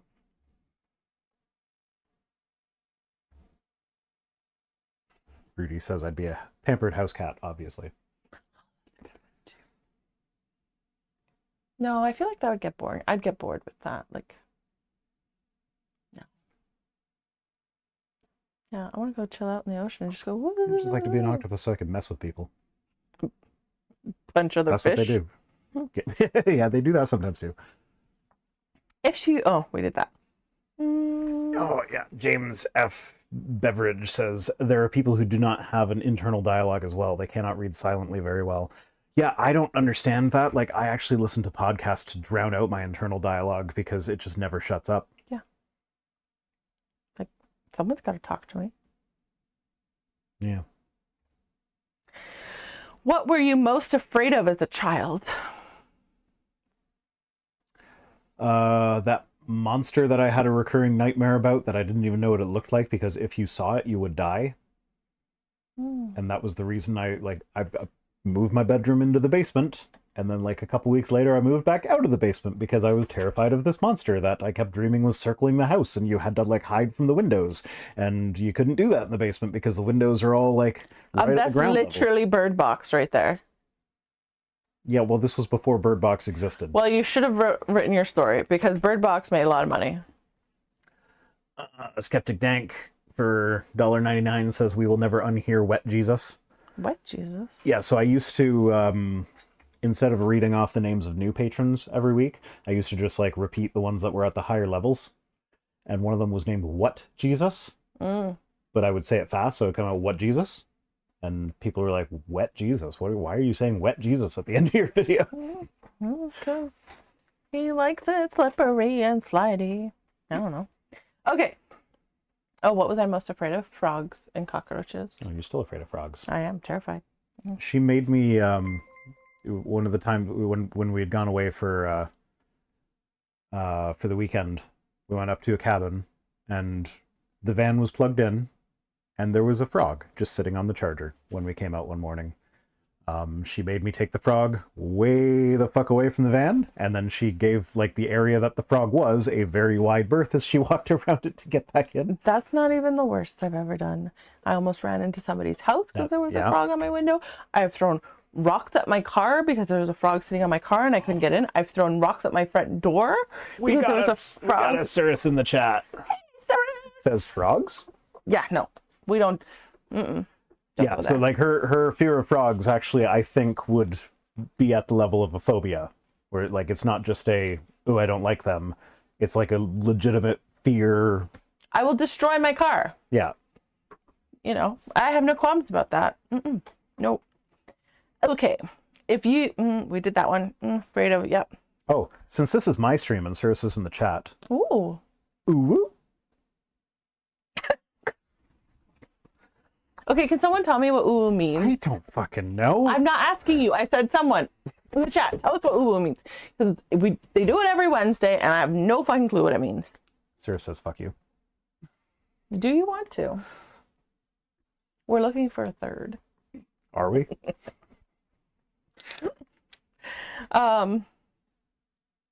What is your greatest fear now? I know it's losing me, so don't even bother.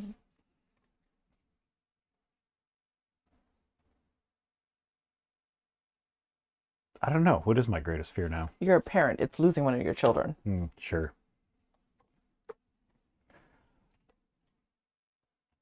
Who is your hero? Oh, you're welcome. Are you assuming that you're my hero? Yeah. I saved you from a life of misery on the couch. I try not to have heroes because every time I have a hero, I learn something terrible about them, and How about Granddad? Sure, my dad's my hero. Just go full cheesy. Patrick Stewart. Yeah, Patrick Stewart's pretty awesome. Same with Ian McKellen. They make a cute couple, even though they're not. Yeah, and George Takei. George Takei is pretty good too. Yeah. I don't know if any of them would rise to the level of hero though. Well, define what a hero is to you. It's someone that you want to like emulate and pattern your life after. I don't agree with that. That's well, or someone you have a. I don't know. I don't fucking know. Someone you admire, I feel. Sarah says Sonic the Hedgehog is their hero. I was confused for a second because I was like, is that the character you would be? Because we already did like cartoon characters. Serious. If you could be a cartoon character, who would you be? See, James F. Bedford is saying Bertrand Russell is mine, but like I know things about Bertrand Russell that I'm like, I cannot have that person as my hero. Unless I'm confusing him with someone else, because like wasn't he the one who like back in the 1800s was like promoting humanism and atheism at a time when it was very dangerous, but also like was okay with slavery? I don't know, because I have no idea who that is. What are your top 5 favorite movies? Two Towers. Oh, wait, sorry. Fellowship of the Rings, Two Towers.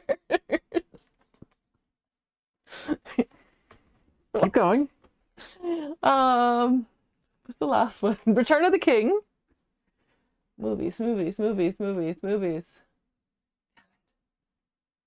more slots. It's like you don't even know me. Star Wars. There you go. Empire Strikes Back is the best one.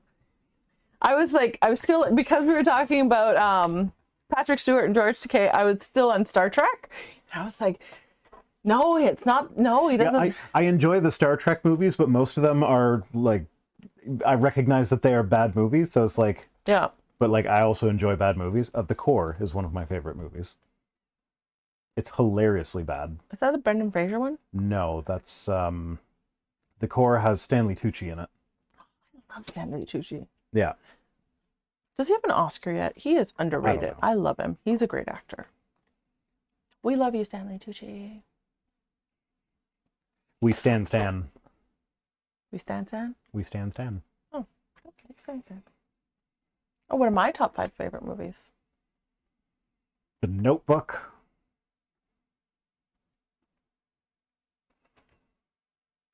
The Lord of the Rings movies. The trilogy counts as one movie.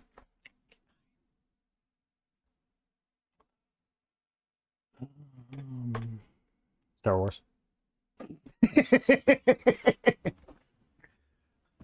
First of all, we watched one of my favorite movies on New Year's Eve last year. Did we? Yeah. What did we watch on New Year's Eve last year? I mean, nobody wanted to finish the movie, but I love the movie. I don't Fucking remember. girl power. Girl power. The Powerpuff Girls? No. Ever After. Oh, right. Yeah. The Drew Barrymore Cinderella. Pitch Perfect. I really do love Pitch Perfect. The first one. I always do these things and then I like say 5 and then later someone else says stuff. I'm like, oh yeah, I forgot about that movie. That was great. Yeah, I can't narrow it down to 5. I don't have The Notebook's in my top anymore. No? No, I think so. I know you get mad at me every time I say that it represents a very toxic relationship. And that might be why I don't like it anymore. Yeah. I hate when you fucking open my eyes to shit. They're always yelling at each other. That's all they do. The only thing we see them do is fight. And then at the end, it's like, oh, suddenly we're all lovey-dovey. Like, no, all you did was fight. Yeah.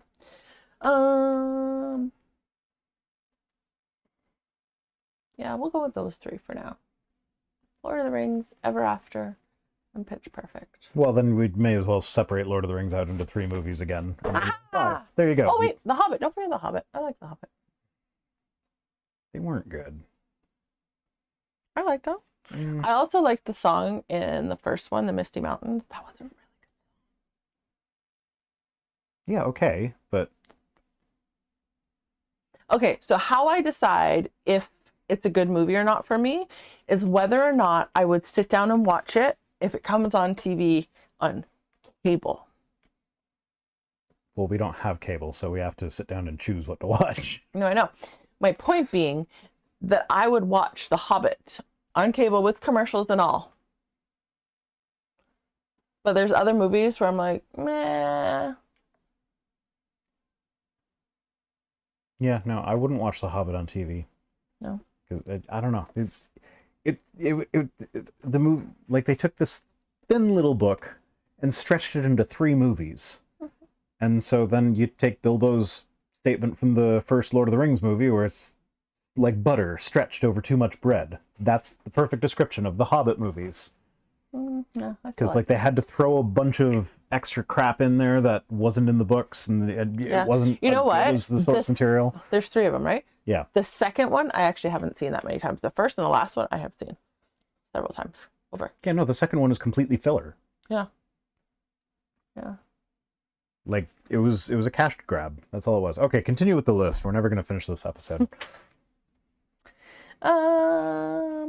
When you get to heaven, other than God and Jesus, whom do you want to spend time talking to? oh yeah, and Surus is saying, and yet the Lord of the Rings movies forgot about Saruman going to the Shire. Yeah, that was the biggest disappointment I had in Return of the King, was that, like, when it got to the end, I'm like sitting there wondering, how are they going to do the Scouring of the Shire? Because that was, like, I loved that chapter of the books, like, because that's it, you see the final character arc of, like, these hobbits that left so innocent, and then they have their adventures and they come back, and suddenly, like, the four of them can take on an entire band of hooligans and thugs run by Saruman now, because they have this experience out in the world, and so it shows the completion of their arc, and you don't get that in the movie, because, and I understand why they did it, because, like, it's basically, it's starting another movie at the end of your movie, and they already had a problem with that movie ending too many times. But, like, yeah, that was my biggest disappointment from that movie. Anyway, what was that about Jesus? I'm like, that had nothing to do with the question. Well, Surus commented on it. When you get to heaven, other than God and Jesus, whom do you want to spend time talking to? Well, I'll be in hell. So... Okay, so anyone... Cleopatra. Nobody really. Like, you? Can I just hang out with you somewhere? I don't know. What do I want to say to these people? No, Surus says Dahmer because apparently that fucker is there. Because he went Christian before he died. That'd be some interesting fucking conversations. With Jeffrey Dahmer? Yeah.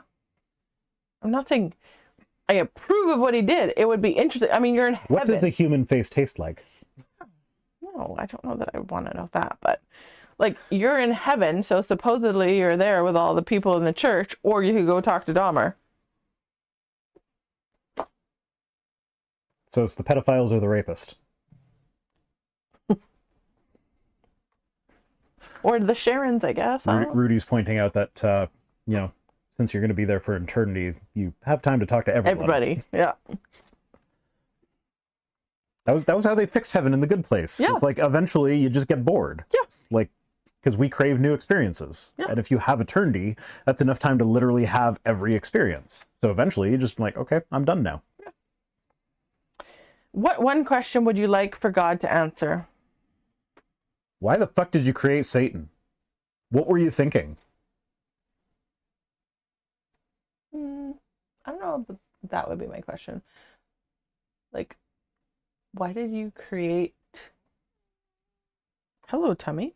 Why would you create this world and us and have us suffer?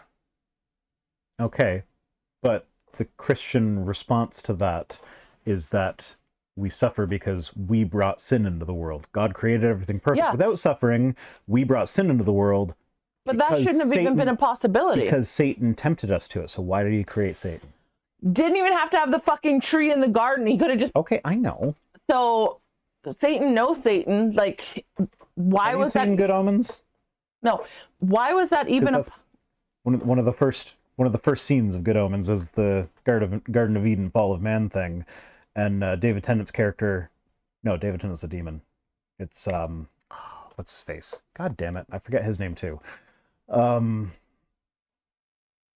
no, it was David Tennant. So he turns to the other guy, and he's like, you know, why a bit...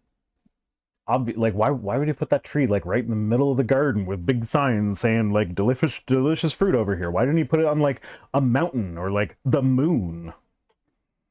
Or... did we have to have it at all? Did it need to exist? Why was there even that possibility? Anyways, who was the first girl you kissed and how old were you? Martin Sheen. It's always the Martins that I forget. No, Martin Sheen was not the first girl I kissed. Although, if Martin Sheen was my first kiss, that'd be a hell of a story. Oh my god, we're not even like done this chapter yet. Yeah, it's a 14-page we got another chapter. list of 25 to go. Oh my god. Okay, let's hurry this up. Yeah, first person I kissed was my wife. Because I did not play the field. Some neighborhood boy when I was like 6. What would your fantasy vacation be like? Not suitable for stream? No kids? Yeah, no kids. Michael Sheen, not Martin Sheen. What is your idea of a perfect day? No kids? No kids. If you could have 3 cars for 3 different moods. I don't fucking care about cars. Yeah, Yep, I don't either. What person in history would you like to visit? Can I visit them, and do they have to stay alive when I leave? Darwin. Oh, yeah, Hitler. Let's kill Hitler. Rory, take Hitler and put him in the cupboard over there. That's a quote that you won't get because you're not a Doctor Who fan. If you could be a professional sports player, what team would you play for? I don't care. Why would I want to play for professional sports? They kill their bodies young. Where have you always wanted to go but have never gone? Japan. Yeah. Venice for me, and Morocco. Okay. What have you always wanted to do but have never done? Go to Japan. Stuff. Yeah, there we go. Stuff. Okay, next.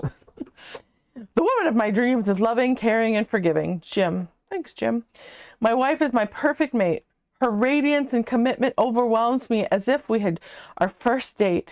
We've been together for 31 years. Kevin. Okay, there you go. The wife of my dreams is my best friend. Greg. Friendship and respect are top priorities for me. Gary.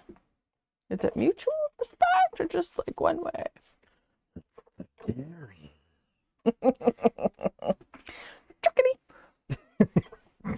We listen with our hearts. Finally, the woman of your man's dreams listens with her heart. No, you listen with ears. Heart's just a pump that moves blood around. I'm waiting for you, Rudy. She listens to the feelings as well as the facts. She uses her intuition as she processes the information. He doesn't like when I do that. Don't I? No. Depends how you're doing it, I guess. What lies in the heart of a man is like treasure in deep waters. No, it's just blood. But what a wise woman will draw out of him, Proverbs 25. Yeah, I don't really care for the Book of Proverbs because that's the one that tells you that, like, you can't expect slaves to be obedient unless you beat them as they're growing up. And also you should beat your children. I'm hungry.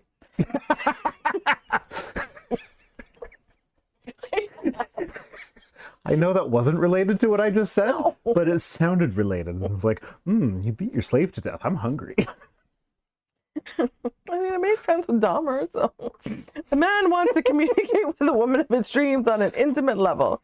The more we listen to our hearts, the more they will speak from their hearts. In order for this level of communication to take place, a man must feel completely safe. Do you feel safe with me? Yeah. Okay. Trusting that you would never divulge a confidence or share his heart with anyone else. This whole stream is just divulging our confidence.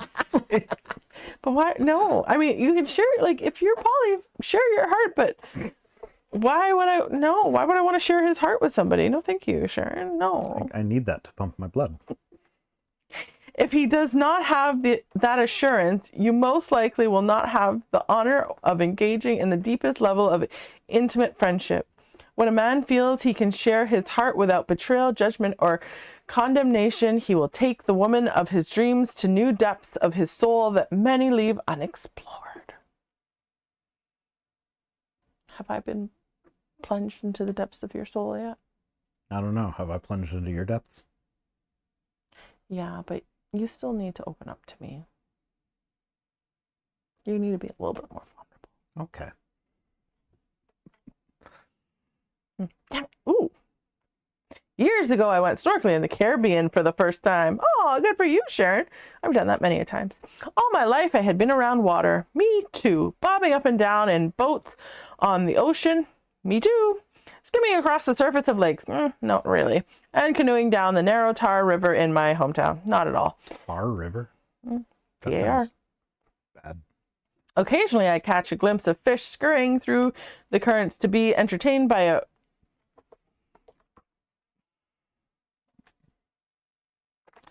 porpoise or dolphin. Sorry, my brain had to take a minute. Wait, so the fish are being entertained by a porpoise or dolphin? Yes. Pretty sure porpoises and dolphins eat fish. They don't, like, perform for their entertainment. Okay, sure. arching above the waves. However, when I put on goggles and learned to look below the surface, I discovered a whole new world. Rudy doesn't know what kind of stream this is. They say, ew, I don't want to hear about you two plunging each other's depths. That was very mild compared to what we know. I was literally talking about, like, connection. Come on, guys, get your head out of the gutter. There were sea creatures dressed in... They were dressed in something? They were dressed in vibrant yellow, royal blue, and exotic orange patterns. Under the sea, under the sea. Darling, it's better down where it's wetter. Take it from me.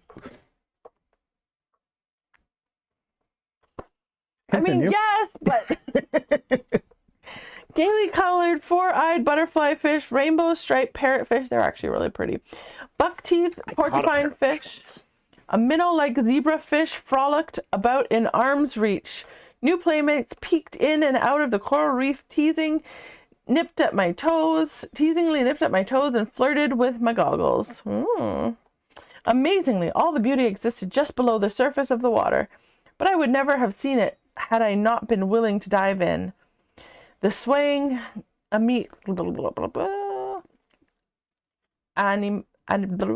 what she's saying is, my heart is like a coral reef, full of calcified sediment. Probably. The crazy coral, the why can't I read? Percolating. They're making coffee under the sea? No, percolating jellyfish. Percolating jellyfish? Yeah, the comet in the sky. What? The comet. Oh, yeah. We're now flat earthers. Yeah, she's making jokes that are references to something that only we know about. Like, we have come up with our flat earth She drew a picture of the flat earth and she put the earth on the back of the turtle like it's supposed to be, and then was like, oh, well, because a turtle's a sea creature, all the stars and stuff have to be sea creature type things as well, and so shooting stars are jellyfish. Yeah. No, we're not shooting stars, comets and meteors. Meteors, what turns into shooting star. Whatever.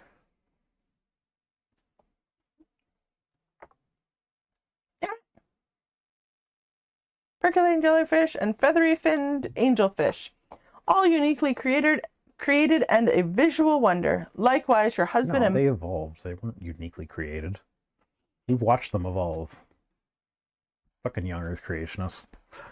Likewise, your husband and my husband are magnificent creatures. I hope you think that of your husband, because I do, of my not husband. The further we delve into their lives by initiating intimate friendship, the more we will appreciate their uniqueness. Do I initiate intimate friendship? Yeah. Yay, I got 1 point from Sharon on page 143 of this whole book. Likewise, the further we did that. We have a choice as to whether we will stay on the surface or don the proper gear and dive deeper into their souls to discover hidden wonders laying just below. Surprises await us each new day if we dare to dive in and keep exploring. Each Christmas season, my husband takes his staff and their husband. He takes his staff and does what with it? Oh, his staff are all women. Okay. Every Christmas. I was not thinking that kind of staff. I was thinking like his rod. Damn it. No. Every Christmas season, my husband takes his staff and their husbands out to dinner. Last year, I sat next to Sherry's husband, Jean. I have known Jean for more than 10 years, and I enjoyed our annual visit. She's talking about these people on the first name basis as if we care who Sherry and Jean fucking are. No. On this particular visit, I decided to dive in a little deeper and explore Jean's heart. No, man. Stay over there. She's exploring some other woman's man's heart? Yeah. Oh, Sharon, stay out of there. Jean, how's your work as the administrator of the assisted living center going? Diving right into that heart with that question. It's going well, he answered. I really enjoy getting to know the older folk. What's one of the best experiences you've had while working there? Is this story going somewhere? Probably not. Oh my God. No, okay. Can we skip it? It's literally her whole dialogue with him. Okay. Yeah, so she has a dialogue with him. Okay, so they had fun talking that night. Gene went on to tell me more stories about his loving care for elderly people in the assisted living center. With each story, he told that, tenderness of his heart. So she's falling in love with Gene. Yeah. Throughout the conversation, both of us teared up several times. Sharon stared out of other people's man's heart. I had known Gene for many years, but on this evening, I asked questions that invited him to share the depth of his heart with me. Why? Not your man. Get out of there. It was truly the main course of my meal. It's okay to have intimate friend conversations with people that are not your spouse, but like that doesn't seem like the kind of thing that would be appropriate according to the rest of the book that we've read so far. Yeah, but there's a difference between having, intimate conversations with your friends, but she's talking about like diving Plumbing deep into the depths of his hearts, yeah. And his soul. Yeah. Stay out of there.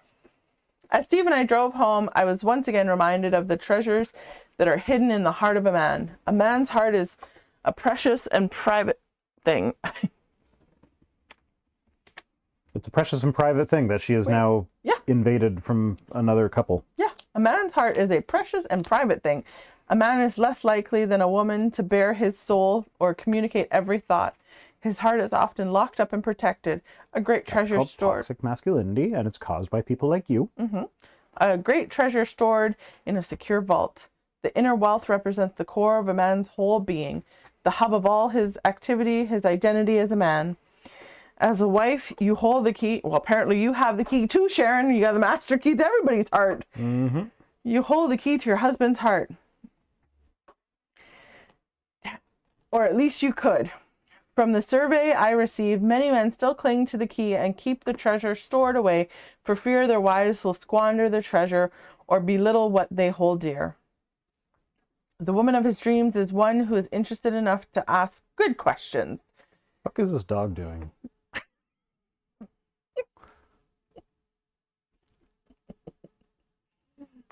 What are you up to? What are you up to down there? I was giving him a show, Dad. I'm trying to make us the big buck. Okay. Read the boring ass book. Good question. Listen with her whole being and provide a safe space for him to expose the hidden treasures within. Yes, we should be a safe space for our partners, both sides. After all, that's what friends are for.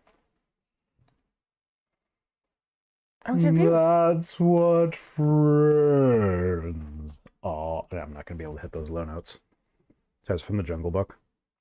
Oh, see, I'm when the Beatles birds are singing about friends are for. No, the Beatles birds are singing about friendship, and then Shere Khan the good times finishes the song the bad times. with a killer bass note.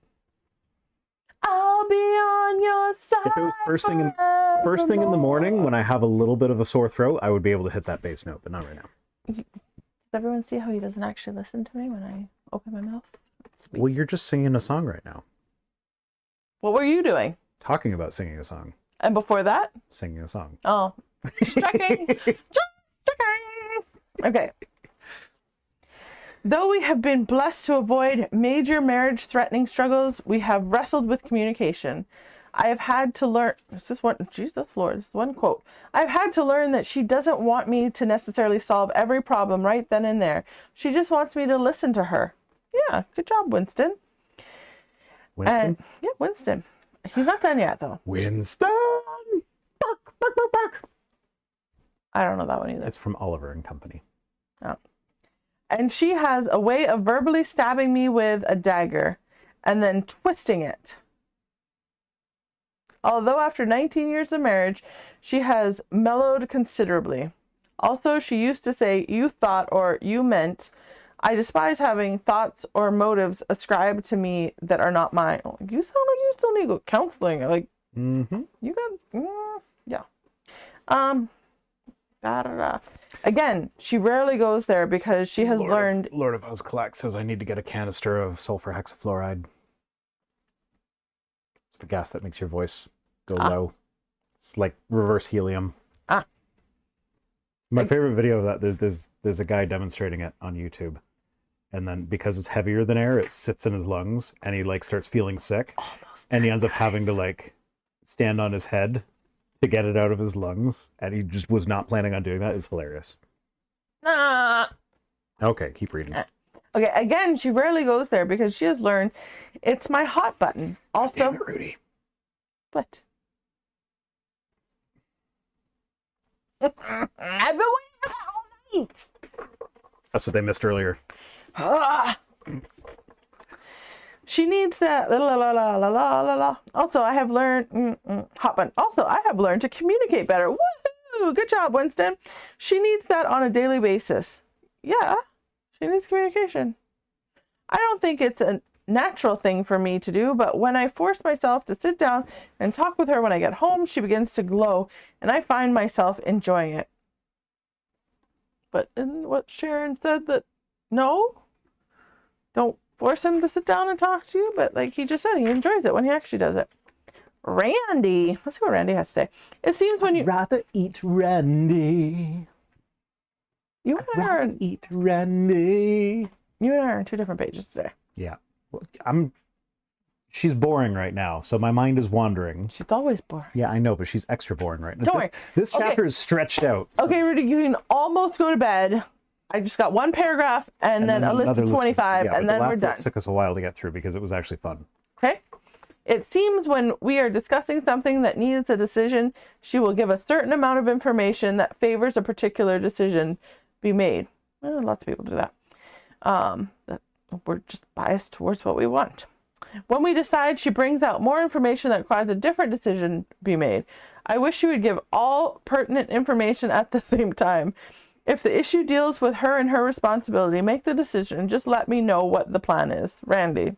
In other words, so don't talk to me. Or you could just communicate and ask questions better. You should take some information from Sharon here about how to ask questions. Shane says, I feel like I understand things from my 4-day-old marriage that they don't know with their 19-year-old marriage. 25 ways to be a good listener, guys. Ooh.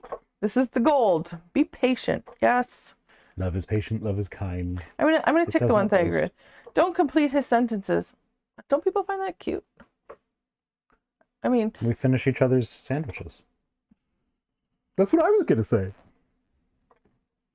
But I mean, I feel like we don't necessarily complete each other's sentences, but we just say the same sentence at the same time. Yeah, we do that a lot.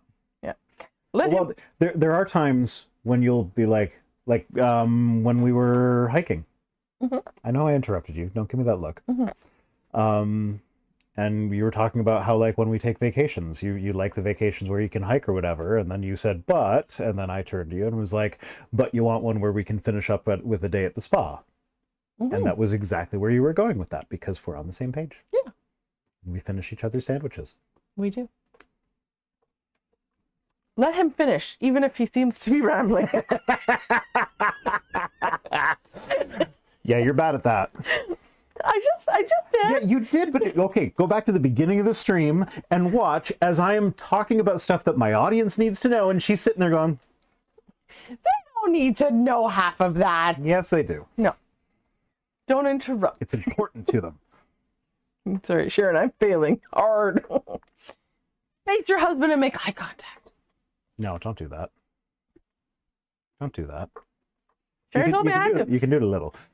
Like, if I'm going to become the woman of your dreams, I have to make eye contact. Only a little. No, I must turn and face you. Make eye contact.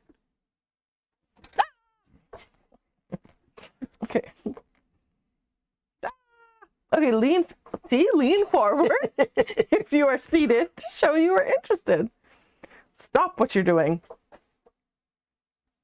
Oh, wait. Ask good question and then avoid the word why. Yeah, we got kids for that. Yeah, no kidding.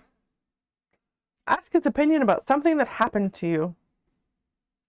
Yeah, that's usually part of our conversation. Ask him for his advice on a decision you have to make. Yeah, when I have a hard decision, I ask. Razor Storm or gifted a tier 1 sub to Cirrus. I don't know what that is. I don't know what that is either. It means I get some money, but I don't know how much or anything, really. Don't jump to conclusions. Okay, this one's actually a really good advice. And Brene Brown has like this acronym for trust. And one of her things is generosity. And it is giving the most... There's no G in trust. I said she has an acronym for trust. I never said trust was the acronym. Well, that's what I got out of that sentence. Maybe you should be better at communicating. Anyways, it's braving. And the last one is generosity. And you're interesting. Sorry, that one's on me. the last one is generosity, which is giving the most generous interpretation to a situation where you don't know the facts. Yeah. So don't jump to conclusion. You give the most generous interpretation. Okay. Don't give unsolicited advice. I don't know. I feel like we do that all the time. And sometimes when you're doing it, I'll tell you, please don't. And sometimes when I'm doing it, it's hard for me to give you advice. Like, well, no, I give you unsolicited advice all the time. I was about to say about your work, but I'm like, because I know none of the technical crap that you try to talk to me about. I just sit here and nod politely and be like, Okay.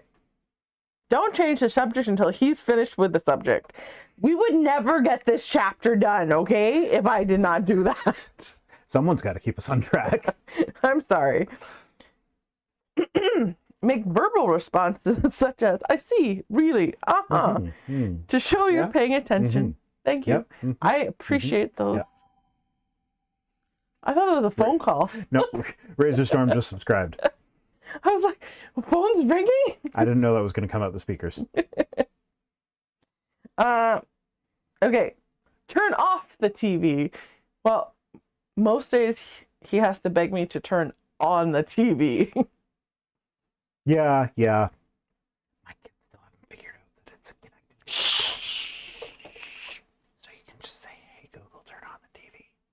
That'd be hilarious if Google went, okay, blah, blah, blah, blah, blah. Because some days Google does that. Some days you ask it to do like, So, hey, Google, and you turn on the light somewhere.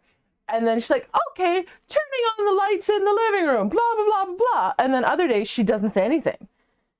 And so when I get up in the morning with my kids, sometimes I have to turn on TV. my favorite is when my kids ask for it to play a song and it responds with, in order to select a specific song, you need to subscribe to YouTube Premium, which I subscribe to with the account that is attached to my fucking Googles.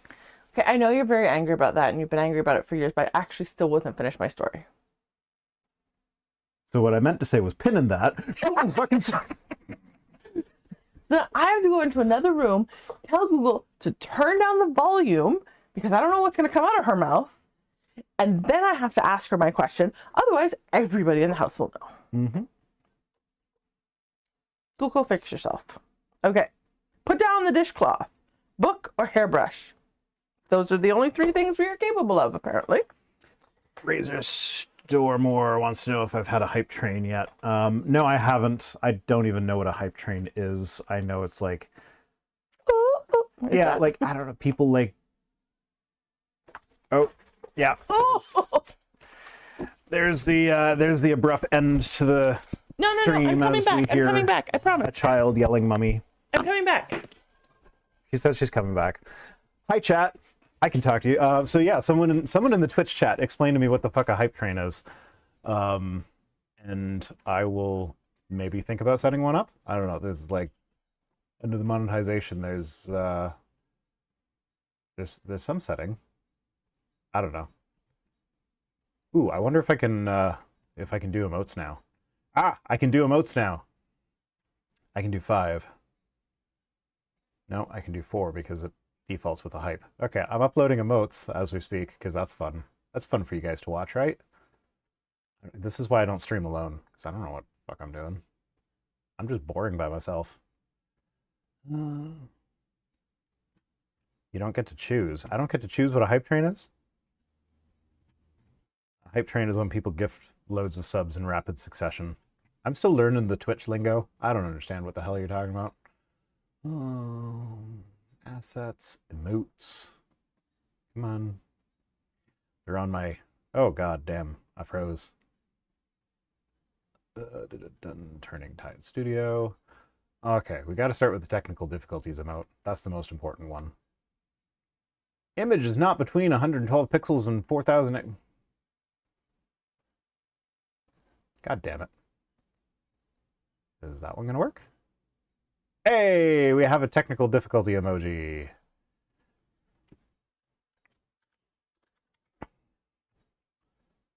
Boop. Okay, so now my subs can... Oh, no, pending approval. Yeah, no, it's pending approval, so you can't use it yet. But yeah, emotes are coming. So basically, if 3 people in the chat cheer at least 10 or at least 100 bits at the right time, it will trigger a hype train, but bits and subs count to leveling your train. That... I don't... Okay, did you know that if 3 people in chat cheer at least 100 bits at the right time, it'll trigger a hype train? What's 100 bits? I don't fucking know. I don't know where I put the thing for this, so I'm just gonna have to hold it. You lost my magnet? Shh. No, it's out there somewhere. Well, just clip it to your collar. It's out there somewhere. She lost one of the screwdriver bits for my super duper expensive Linus Tech Tip screwdriver. I didn't lose it. It flew off, and we just don't know where it went. What's another word for that when you drop something and now you don't know where it is? Yeah, but I didn't lose it. It flew off.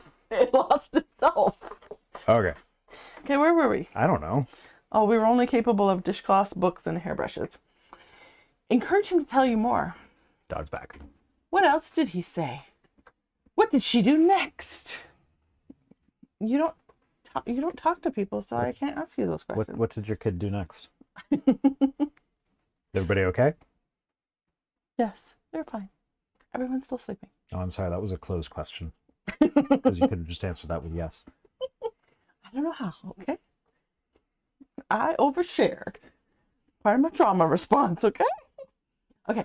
When he is telling of a struggle, rephrase and repeat what you heard. That's actually very good advice, not just for a struggle, but just part of communicating. It helps people know that.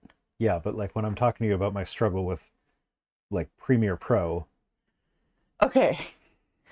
Are you going to be able to rephrase that? No, but when you said, because my brain is faster than like you were talking. So when I talk about my struggles with my pre, and my brain went somewhere very different. Okay. Mature ejaculation? Pretty much. Pretty much. Mm-hmm. Yep. That's where it went. Now, Okay. Are you going to confirm to the chat that that's not a problem that I have? Oh, I'm sorry. After you told them that I had fake nails. Oh, yeah. Fake nails are on the same order of that. Yeah. Sure. Dirty, grungy feet. Okay, that one's my bad. No, you don't. It's only because she doesn't wear slippers around the house, so she picks up all the dirt on the bottom of her feet. No, you don't get that. No. Here, show them the bottom of your feet right now. No. I mean, if someone wants to give me $100, I will. These feet are expensive. You heard it right now. Someone super chat $100 and she will put her feet on the camera. My feet are expensive. Okay. When he is telling of a struggle, rephrase and repeat what you heard. Unless it's technical and you don't understand any. Oh no, but she already told me in a previous chapter that I have to become interested in things that you. Oh yeah, that's right. So I have to learn. You have to learn Premiere Pro. Yeah, and I have to learn how to build computers and shit and all that, and apparently. That's not $100. That's $4.99. It says hype train is when your homies cheer you on from the cuck chair. Okay. What I hear you saying is that you felt your boss was being unfair when he asked you to take on 3 more clients with no extra compensation. Yeah, that's good. So Razor Storm. No, what is that? I don't know what that is.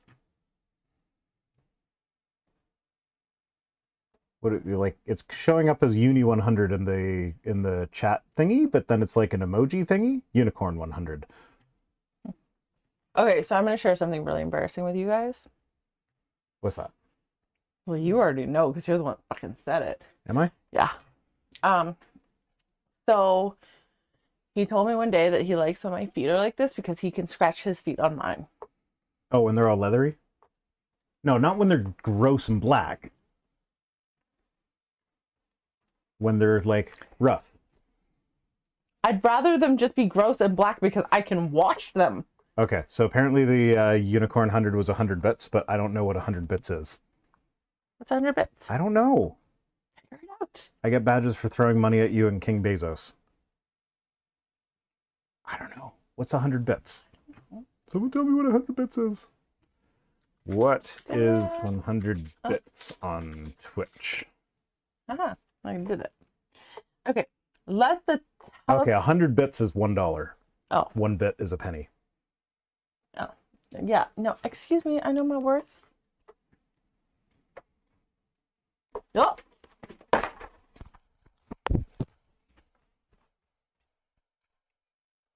said everybody was asleep.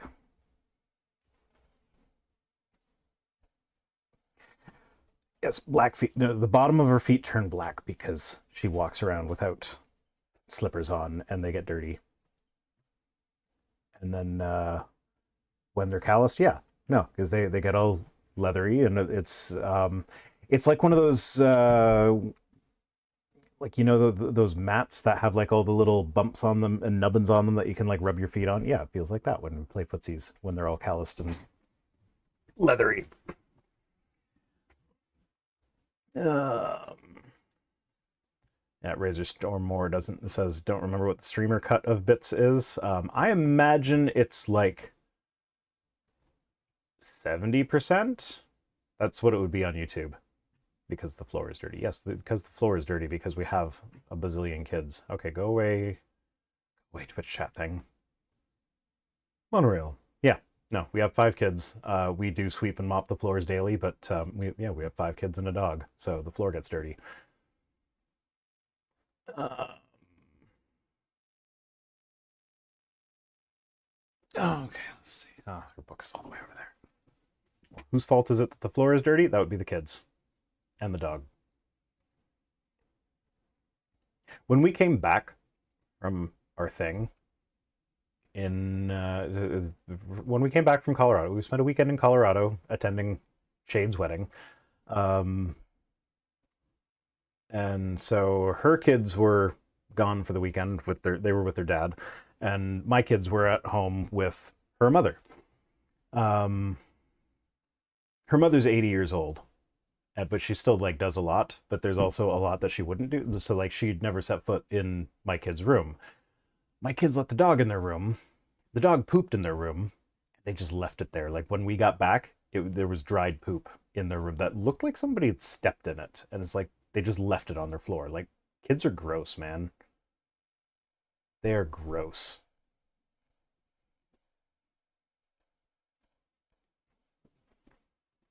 And we're back. Okay, we're gonna have to power through this because he's gonna wake up again. Which one is it? My oldest. Okay, yeah. Okay. Okay, so let the phone ring if he is in the middle of telling you something. The phone doesn't ring. If somebody calls me, it's not someone I want to talk to. Well, if somebody calls, I feel like we answer it because nobody ever calls. Yeah, no, it's either going to be a spam call or it's going to be like an appointment. Yeah. Don't glance at your watch or cross your arms. Oh, don't have a watch and why can't I cross my arms? Don't ask him to hurry. Well, if I'm in a hurry, he's going to need to hurry. Yeah, we're hurrying now. Hurry up. Come on. Oh, sorry. If a child interrupts, tell him or her to wait until daddy is... No, I mean, depending on what it is. All like, right. Yeah, no, next time he screams, just yell up, we gotta wait until we're done. Yeah, like, fuck off, Sharon. Don't tell him how he should have handled the situation differently. Why not? If he made a mistake, he fucking made a mistake. Don't act bored. Yeah, don't act bored. Don't act bored. Thank you for sharing with him. Oh, thank him for sharing with you. Yeah. And that's the end of the chapter. Thank you so much for joining us. It's been a long one. Oh, we're like halfway. Are we halfway through the book? Hey, we're halfway through the book. Oh, we're halfway there. Oh, living on a prayer. I like how we both stopped immediately at the exact same time. Isn't that where All right, everybody was so from? yeah, thanks for joining us, everybody. See you next Tuesday.